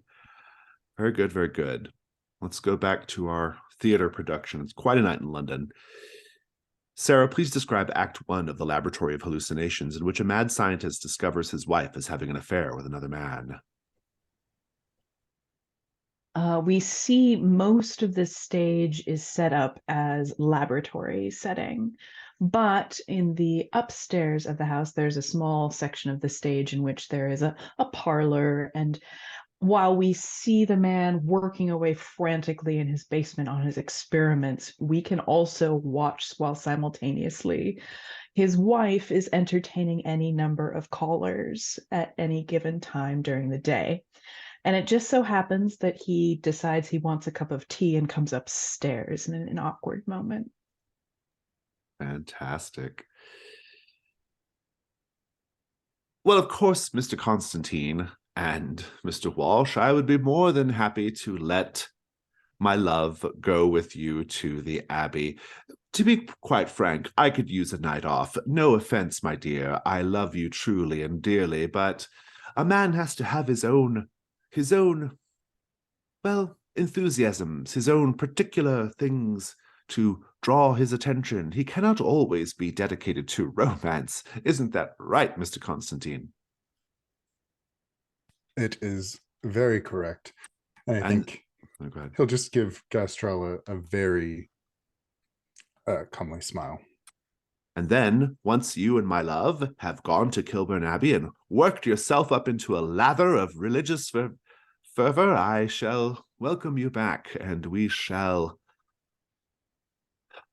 exercise some humors together.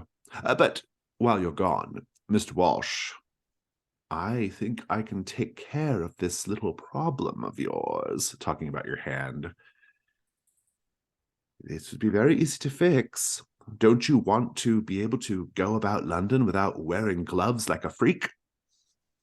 I did come here seeking treatment, some sort of cure Yes. to Oh, my yes. condition. Right. Oh, but I can't wait to get my scalpel on it.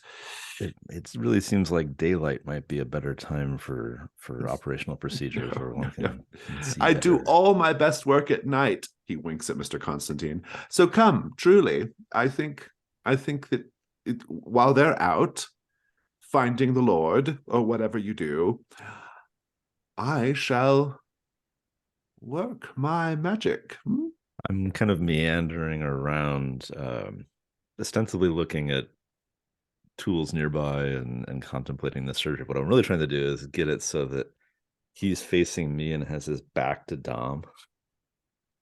Oh, are we going with the club him idea? and and I'm like, I have a pain on the back of my neck that might need greater attention sooner than surgery on my hands. It should probably, you know.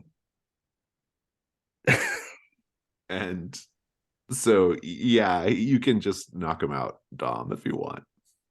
I think Dom will wait long enough that Jakob is clearly starting to worry before tossing the Oh, if you're going to sling wait a little rock. bit, Dr. Gastrell will be like, well, for your hand, I was thinking about perhaps replacing it with like the appendage of another species, a large lobster, perhaps, or an alligator, or some sort of tentacle sort of situation. I'm not sure what I could do about your neck. That might be a little more dangerous of a surgery. And he's kind of checking out your neck. Tentacles could be useful to bind things. Hint, hint. Right. I could see the hard force of a lobster claw being useful to crack something. Dom's gonna go for the sling. Indeed. Lady Florence. This is all very amusing. Monks bowling in the middle of the night. It's quite a interesting scene. People who are sort of like, watching these monks, and it's kind of it's a novelty at first, but then everyone just kind of eases into it, right? The barrel piano's playing, all that stuff's going on. I think there's a bar, and the bartender like slides the mug across the table or the bar in a dramatic fashion to each customer. It's a whole thing. And the abbot turns to you at some point. He says, "Oh, well, this was very invigorating, Lady Florence, but I have to say, I am growing a little weary of your ruse. I know that this was just an attempt to get me and my brothers out of the abbey so that Hargrave House can get up to some sort of, no doubt, ill-informed shenanigans in our absence. So, how much longer are we going to do this?" I think why don't we just close the bowling alley when it comes down to it? Let's see this through to the end. That would be quite a badge of honor for your brotherhood, wouldn't it? And he kind of like takes a person, just some guy who's there, who's like already kind of drunk. He kind of takes that person and says, "Or we could try bowling with his head. What do you think?" Seems a little ungodly. Does it? And he's a big man, the abbot, right? And he like, the guy's like kind of the guy he grabs is sort of like, "Oh, what do you mean?" And the abbot just like grabs his head and is like physically pulling, and powered by demonic strength, you can see the flesh getting ready to tear on this guy's neck. What do you do?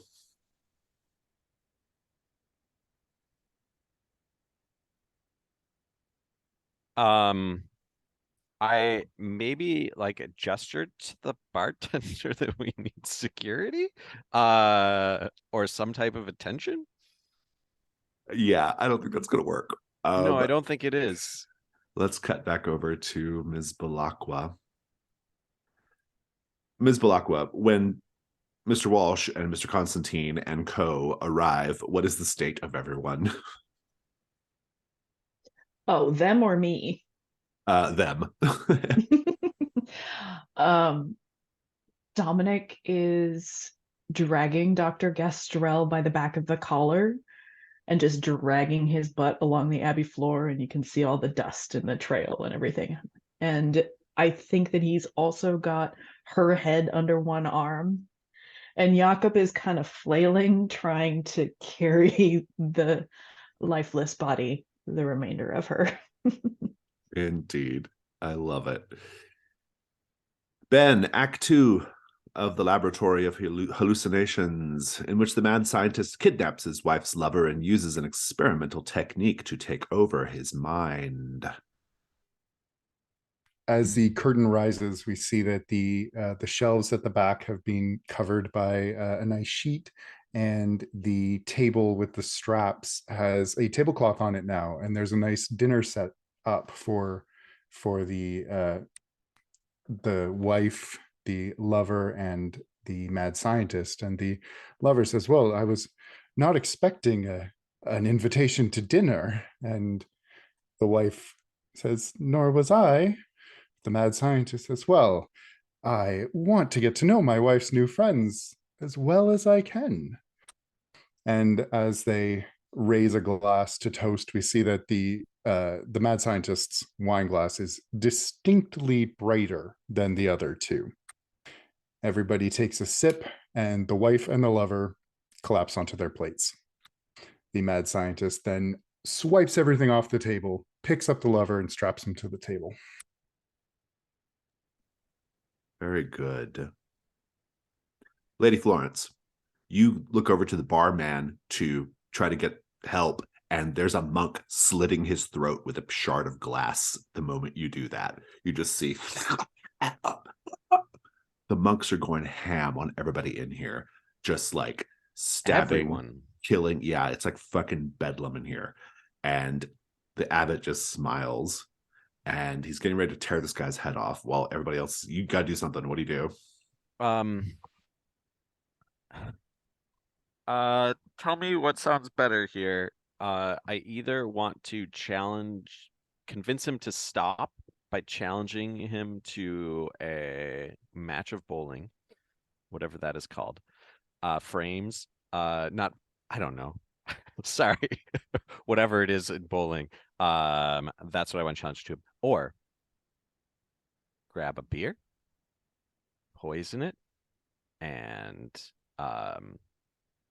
let's have a toast for all the carnage. And hopefully he heals over. Do you have poison? Nope. So I think I'm going to be challenging him to a bowling thing.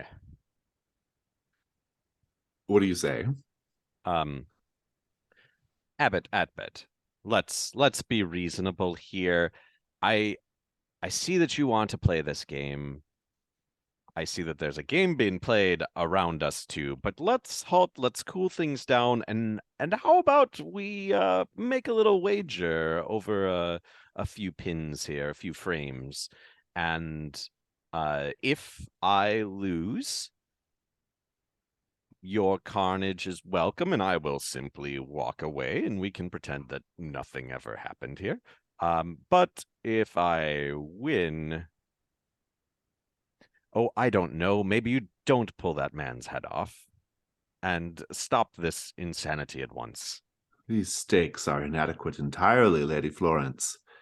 If I win, then you agree to become a new vessel for the creature inside all of us. If you win, we'll let you walk out of here alive.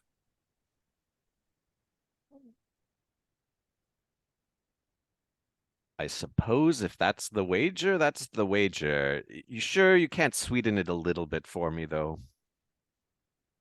No, And he shakes the shoulders of the man who's like very frightened and freaking the fuck out because there's all this carnage going on. And he whispers in the man's ear and says, Lady Florence has bought you a few more moments, friends. And everyone stops. The monks seal up the door. The pin boys, white as sheets, terrified, tremblingly set up the pins.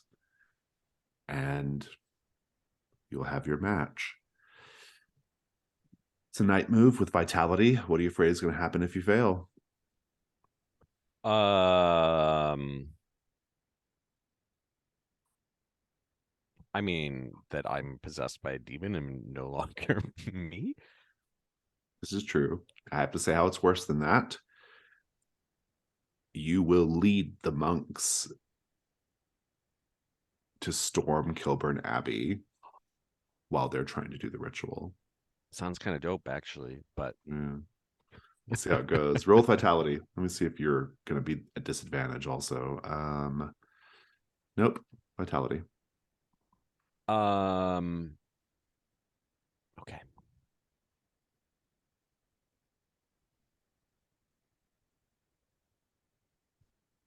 Oh, it's a 7. Okay. It's going to work. I think I'm just going to give you a probably a condition, like we'll give you a condition of some sort, but we'll figure it out later. Let's check back in. So the ritual's beginning. Ms. Balakwa, Mr. Constantine, Mr. Walsh, each of you just describe part of the ritual. Ms. Balakwa, you can kind of kick it off. What does it look like in the beginning here?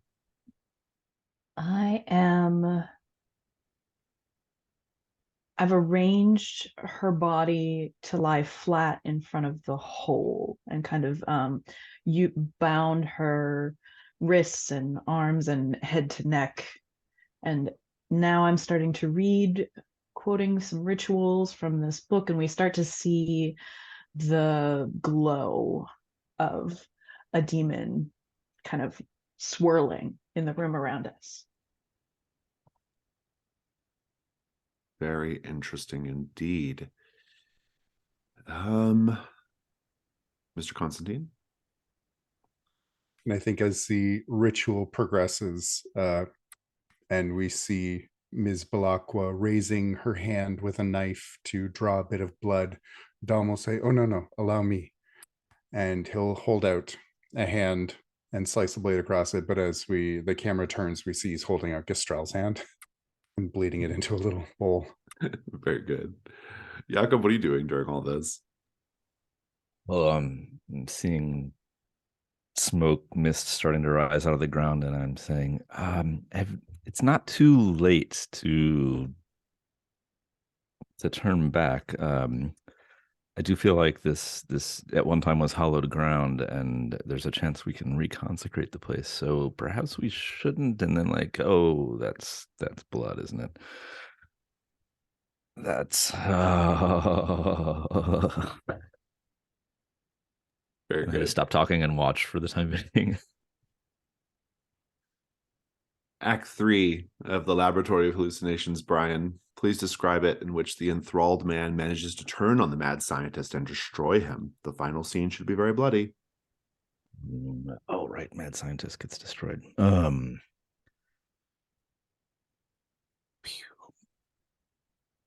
So this lover awakens from the operation on the bench, the electrodes attached to his head, and an attempt to mind control, and it didn't actually work. He's feigning along with it, the idea of, yes, I am mind controlled, sort of pantomime, and he does a little glass switcheroo while the mad scientist is giving this dramatic speech to his wife. The lover swaps glasses and suggests a toast for everyone. He now has the brightly colored glass, and the mad scientist takes a quaff of his poisoned wine, leaving himself incoherent. the lover and the wife escort him, or sort of like grab him by the armpit, lay him down on the table, strap him back in, and then taking the cutlery from the dinner setting, start slicing away at him, cutting off, some phalanges first, and then working their way up to take off a whole hand, and they're plating it all and keep dissecting him bit by bit by bit by bit until they've disassembled and sort of reassembled his body from one table to another. Fantastic. Jakob, while you're just kind of hanging out while the other two do this business, you'll notice something strange on a little table where there are a few Bibles and things sitting.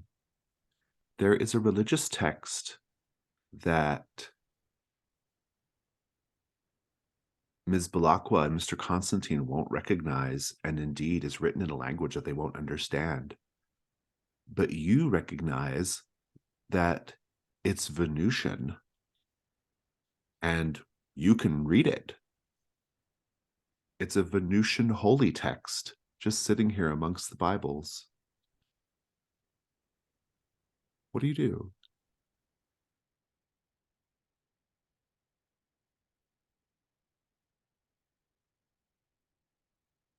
That's for Jakob. Oh, I'm sorry, I didn't know it was directed to me. Yeah. I still don't really know that I'm a Martian. No, but for some reason you can read Venusian. Okay, good. Thank you. That helps clarify. I will pull it off the shelf, obviously, and start thumbing through it, kind of perplexed. I'll read a few passages out loud that might be pertinent to the situation at hand. Sorry. Ben just typed in the chat, Venusian is actually just Welsh. Very good, very good. I'll read a chapter on shepherding. The Lord is my shepherd, and I shall not want for transportation to other planets. Indeed. So no, reading through it, looking for passages that would seem to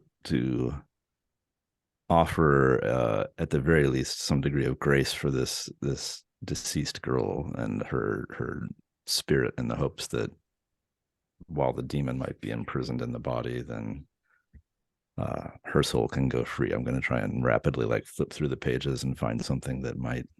Yeah, there's nothing. Help. The Venusian holy text is mostly just seems like religious propaganda for why we need to conquer Mars. That's mostly what it is. Could be of interest to you later, though.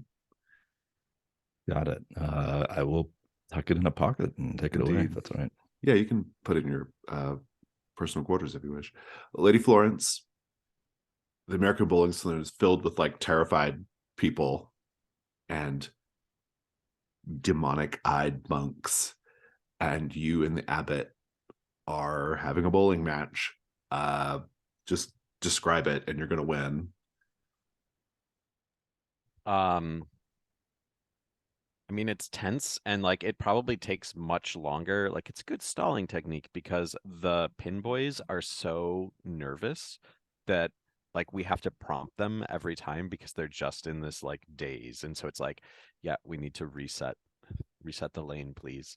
The effective of jamming that button down at the electronic bowling alley. And I think I don't know, we'll make it very corny here. It ends with Lady Florence is just a couple pins down, points down, and she bowls a 7-10 split. And the oh gosh, I don't know, my bowling terminology is just blanking, but the next this is so embarrassing.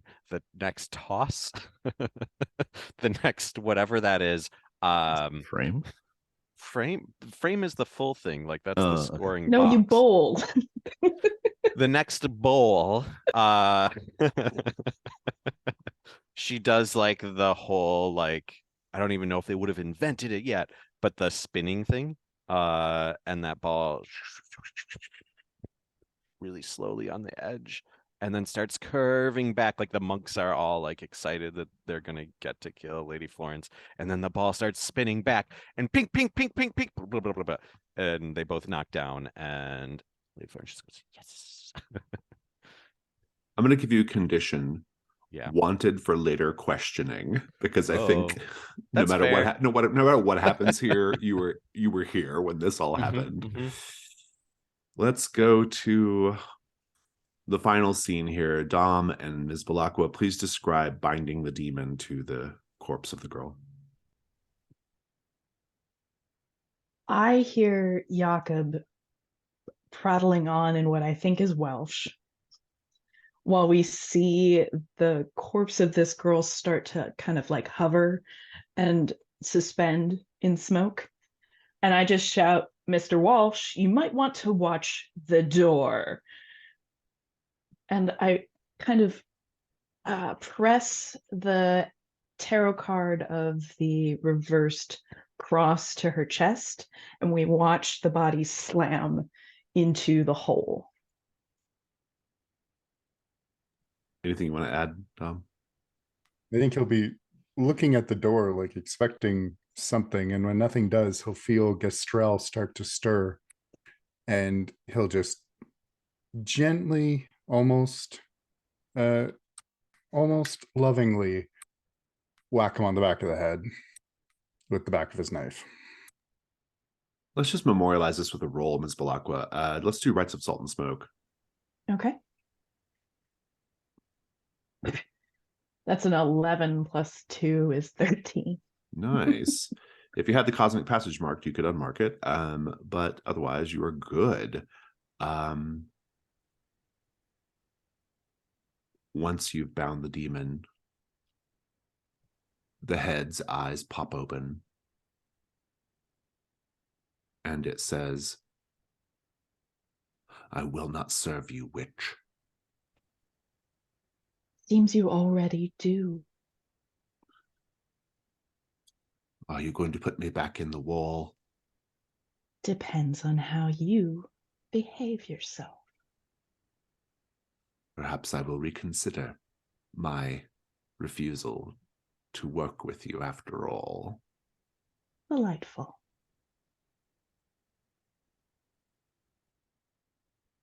Lady Florence, just give us the little denouement of the bloody scene at the bowling saloon, especially because the monks come out of it. They like are no longer possessed. Like, what happens here? Unpossessed by the power of sport. I think that, yeah, the monks leave and I am exhausted and I just like collapse at one of these tables, and maybe there's a couple patrons who were playing poker or something like that. Yeah, poker. That would make sense. They were playing poker and they've just been like frozen holding their cards the entire time, and I just kind of like and then there's just a mug of beer, and I take it and down it and pick up the hand. There's probably like a dead body with a slit throat like laying on the ground next to me, and I just pick up the hand and say, all right, let's deal, or let's play. And we'll gamble till morning. Indeed, indeed. That concludes the night phase. Let's go to the dawn. Rewards. Oh, rewards. We haven't had those in a while. Let's go ahead and I will just go ahead and clip that and then drop it into chat. I'll read it for benefits of people watching the video, however. The corpse that was walled up in the abbey, add it to your personal quarters. It can be used by any hunter for the demonic insight custom move, even after it's marked. So basically, who's going to be watching the corpse? Ms. Balakwa? Nobody objects? Yeah, I vote Miss Balakwa. Very good. There is a desecrated Bible. Otherwise, there is a memento from the investigation. The Desecrated Bible is not the Venusian thing, right? No, that's a different Okay, thing. all right.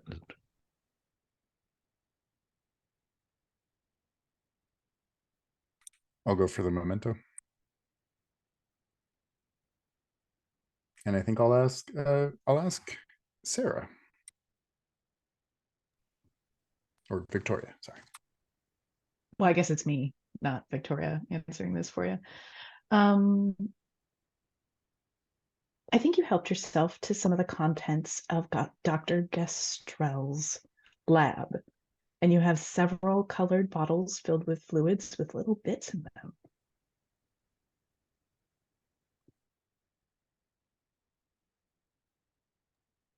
I'll take a memento also. Mike, do you want to give me one? Sure. Do you want the Venusian holy text? I think I already got that. Oh, But that you is that already a have that? freebie or is that my memento, Jason? That was a freebie. Yeah. All right. Okay. I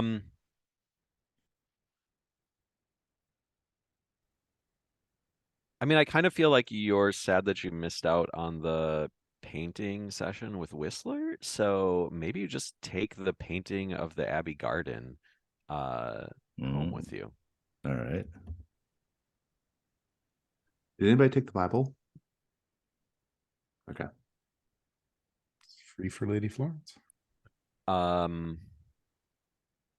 do I want with the desecrated Bible, though? I'm gonna go memento. And Ben.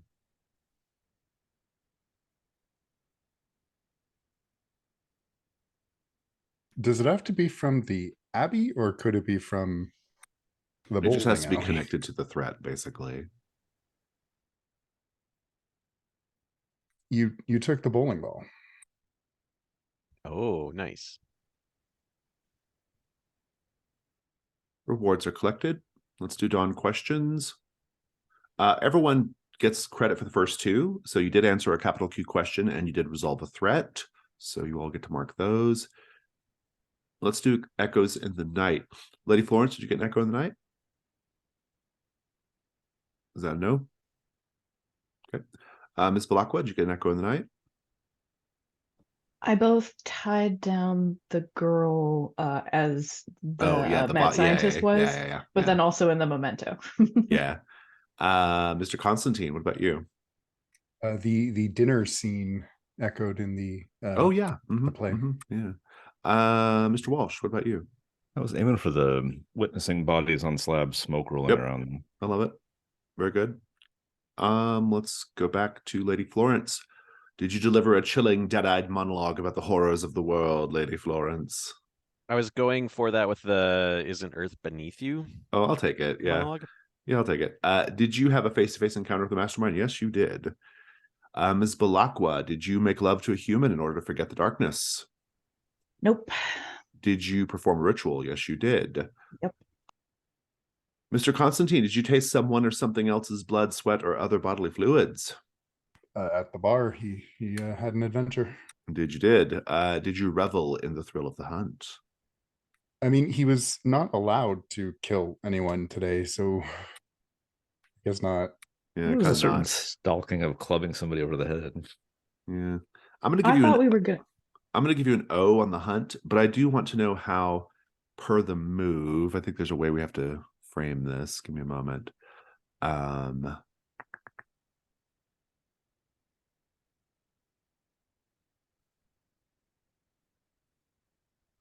You have to ask another player to describe what you find that tells you you're one step closer to finding the beast. I would like to ask Mike. So, Mike, you have to describe how the resolution of the Demon of Kilburn Abbey is getting Mr. Constantine closer to finding his quarry. Some small clue.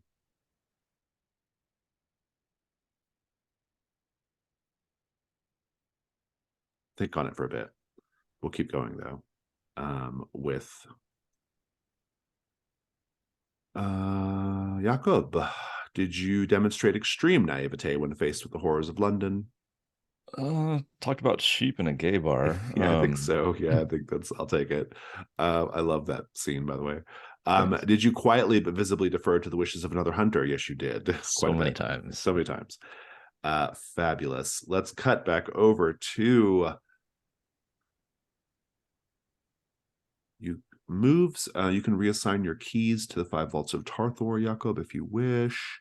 And then Janus Mask. I think everybody owes me something. Everybody has to do at least minimum the Mask of Sacrilege, which is narrating a possible future in which you succumb to a sinful act, thereby endangering your health or the safety of others. Or if you have other masks that you've marked as well. Who wants to go first?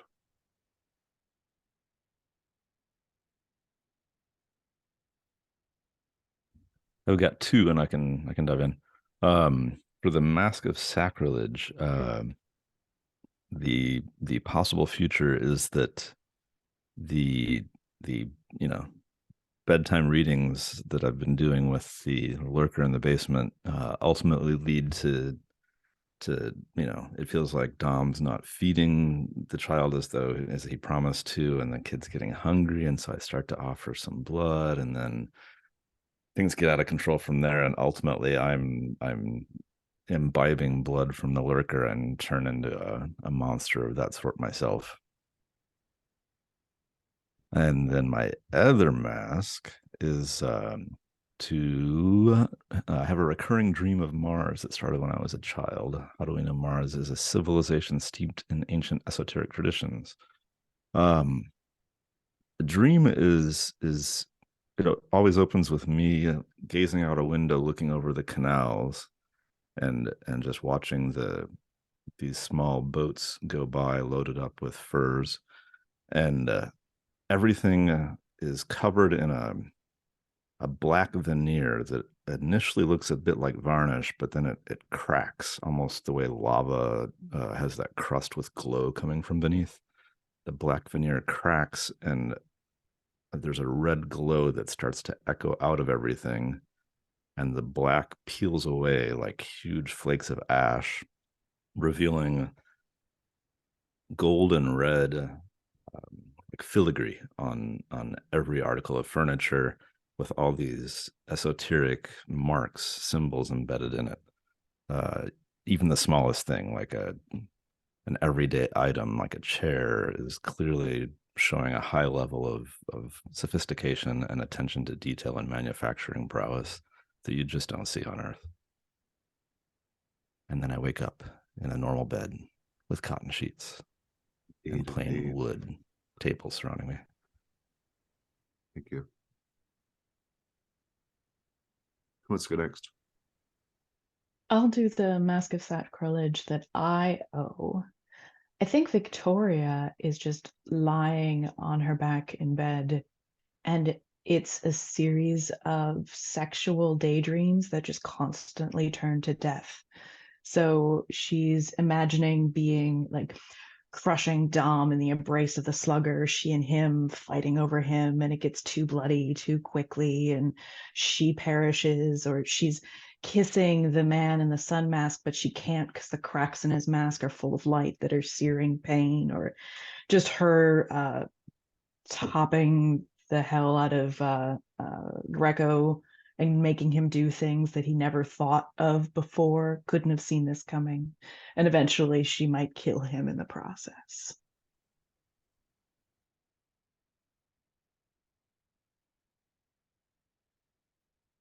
I can go for the Mask of Sacrilege. I think we see Dom sparring with Julian. Sorry, Julius? Julius. Thank you. And the fight gets a little heated, and the fight soon turns into a passionate embrace, and that soon turns into Dom whispering, "Just do it then." And Julius sinks his fangs into Dom's throat. And a couple of nights later, we see Dom crawling out from the dirt, his eyes glowing, and meanwhile, he steps over a pile of newspapers as animal attacks in the city are increased, showing that animal attacks in the city are increasing. that the Scotland Yard is mysteriously almost entirely gone. And Dom just walks away to find Julius. And for my regular mask, I chose the moss-covered gate. So I'm to narrate a scene where Dom stumbled upon the beast unprepared. And I think this is almost immediately after the last flashback we had where Dom's sister was killed. Dom chased the beast down over the rooftops of London, following the blood and the viscera that the beast has left behind, until finally he stumbles upon the beast waiting for him, and the Wolf King, just without even really trying, knocks aside every blow Dom tries to deliver, just shoves him back, and ends up holding him over the side of the roof and says, "Not yet, little boy," and drops him. And by the time Dom recovers from the fall, the beast is gone. But I am now to increase or decrease 2 of either symbol in my hunt. And I'm going to raise hunt O to 11. Ooh, very good. All right. Who else has Janus Mask they want to do? I've got a couple, and then I've also got the thing for Dom. And so Mhm. hopefully it's okay that this is like an item that I'm describing. That among all of the like odd, like arcane things that are like hidden among the holy things, you find this like wolf skull that has like a demonic rune on it, and you notice as you turn the wolf skull in your hands, that rune is like an arrow. It's a compass that's always pointing in the same direction. So it's showing you the direction of the beast. Awesome. Then Mask of Sacrilege, we see Lady Florence moving through a foggy London towards where the resplendent hovers over, and she approaches the VIP tractor beam or whatever, and gets lifted up, and we see her moving through the passages, and just as if it is her home. There's really no one responding to her.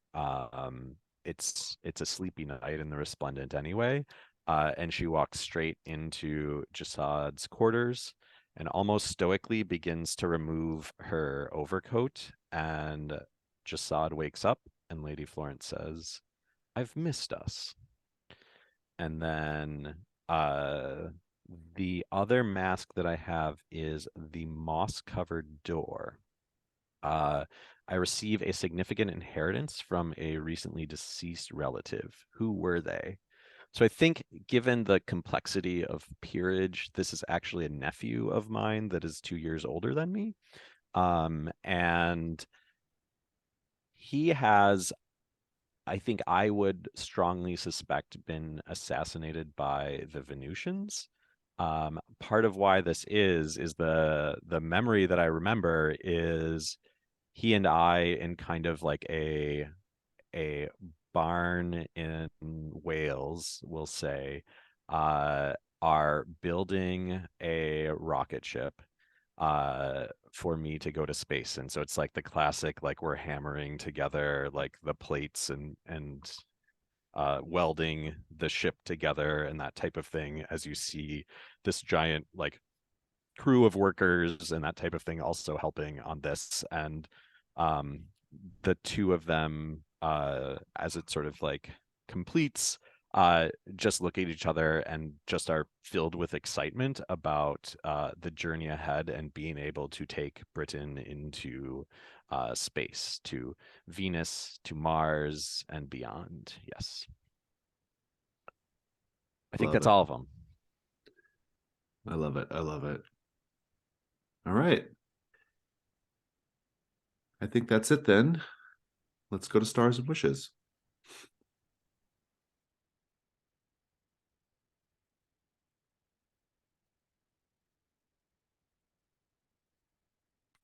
stars all the way down. Just so many good moments. A lot of little. I like the tone. We've got some really just brutal, terrible things happening, but there's always this slightly absurd and sometimes funny undercurrent that I love what we've got going here. It seems a little more it's much more my shit than like just pure doom and gloom all the time. So that's cool for me.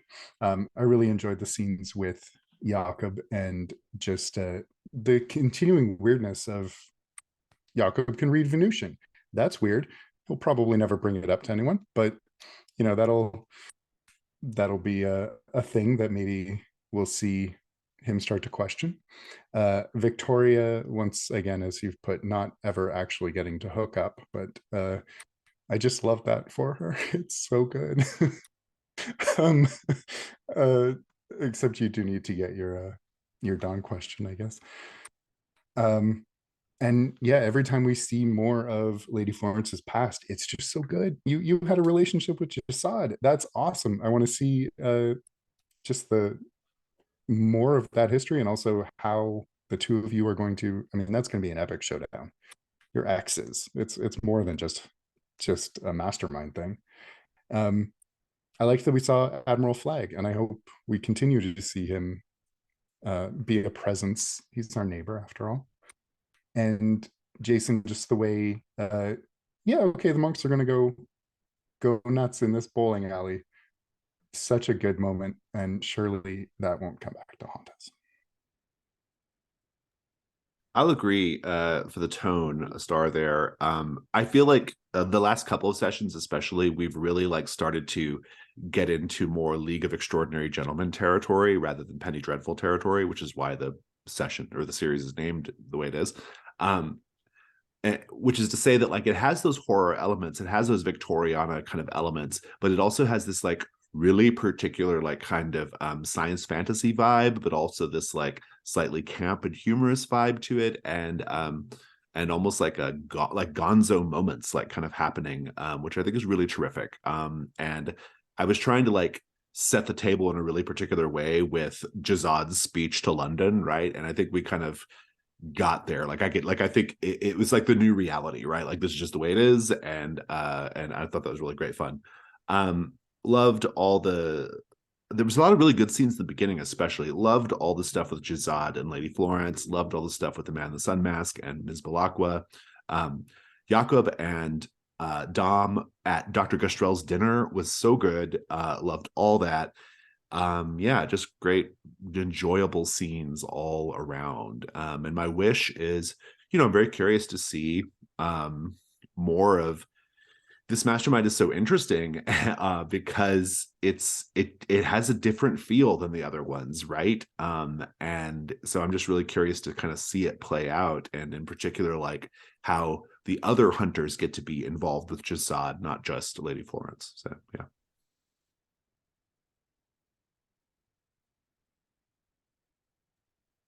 I loved how the bowling alley scene went from sort of light comedy to just utter horror. That was a really neat twist.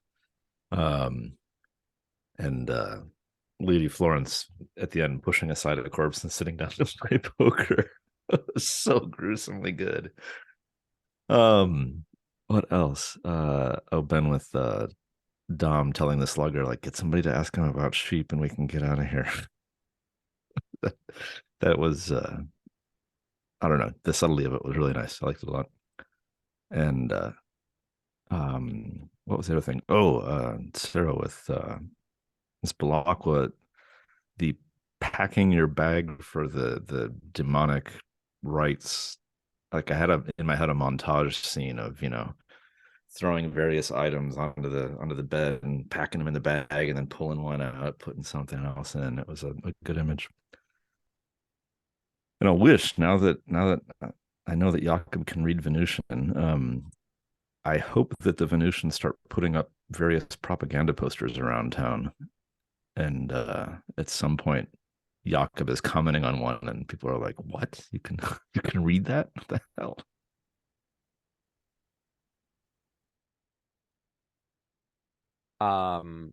Star for like the continued like pent up sexual energy slash tension for Miss Balakwa, like between the man and the sun mask, and now like these dark entities, like we're getting closer and closer and closer. Uh, and the whole sheep thing, I think, with Dom and Jakob was really fun and funny, and I enjoyed that a lot. Jason, like the NPCs at the beginning, like really impressive as usual, like just like the speed at which you were like delivering monologues with all those characters one after another was really great. um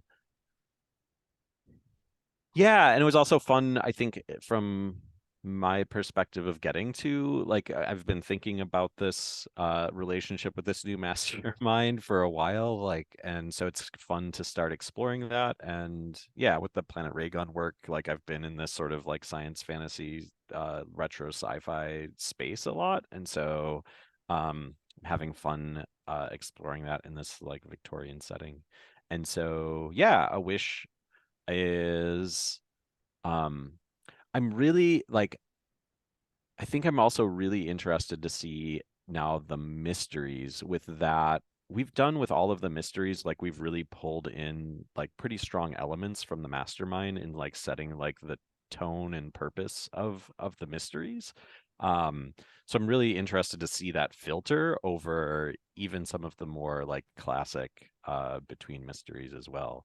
It also seems like we are getting towards the end game. I mean, this is the farthest I've ever been in the between, so I don't know where that is, but I'm kind of curious You are to see. technically 1/5 of the way towards the end game right now. Oh, really? Well, Yeah, we yeah. started with another Because mastermind again. it reset with Jazad. Yeah, Oh, yeah, no. Okay. yeah. Lady Florence is not going to make it. So it will be very interesting to see how that shakes out. Her end game is approaching, at least.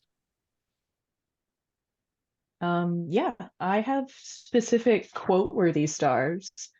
But first, yeah, I agree with the start. Just Mike framing the mastermind as your ex, brilliant. Just going to be so much fun to play with. You're going to have a lot of meat to chew on before, I guess, her inevitable end. Um, I watched Jason just melt during that sheep conversation. It was more fun to watch him crack the fuck up. That whole like do sheep, ew sheep, that whole thing. Wonderful. Um, but what I thought was also funny is that Dominic and Jakob were having this conversation about how Lady Florence just keeps collecting, hangers on like a sheepdog, when no, it's you guys between the slugger and Christian and Julius. The lurker and Yeah, you're bringing stragglers home constantly, but apparently projection is also real. um, in my head canon, in the early half of that bowling alley scene, I'm imagining monks hitching up their robes and doing like granny throws. And it's delightful. I also really liked that, Mike, there was a little bit of bleed where you didn't know the proper bowling terminology, but in my head, Lady Florence wouldn't have been able to come up with any of that terminology anyway. So it just kind of like fell into your character accidentally. I love that Dominic continues to just bring the broody sexual energy. Obviously, I am edging or whatever Victoria is doing. It's fun to play, but at the same time, there is a certain amount of like, okay, my character's not advancing in the same ways. So it'll be one wish that eventually in this campaign, Victoria gets her nut off just once. Yeah, other than that, I agree that the vibe is really good. The kind of undercutting humor elements really does kind of lean into that more camp side of things, which I think we all really hit on the head today. And I agree with Mike too. It'll be fun to see how this Venusian filter colors all of the rest of the mysteries to come. fabulous. Any more stars or wishes? Oh, a star for the brief reference to Lady Brathwaite. I kind of like in this alternate London, it would be kind of cool to see what the mastermind that we don't have is up to. Yeah. Well, then let's have a little stinger scene, shall we? It's in a room in Hargrave House, the salon, perhaps. There is a woman, a Venusian woman. Her name is Tunara. She is the daughter of Jizad. She is wearing scandalously sheer, form-fitting clothing, impossibly long, pale blue hair, tied in a single braid, and jeweled bracers on her wrists. She is beautiful in her Venusian way. She's speaking to one of you, but we can't see who. She says, I would have you join my harem. There is nobody like you where I'm from. I've had my share of consorts and suitors, of course, but I always tire of them. They were beautiful, yes, but none of them had that particular light that you have in your eyes. I'm sure Father will be angry with me if he finds out I have been seen with you, but that only makes it more fun. He will let me have my way eventually. And I will see you all next time. Goodbye.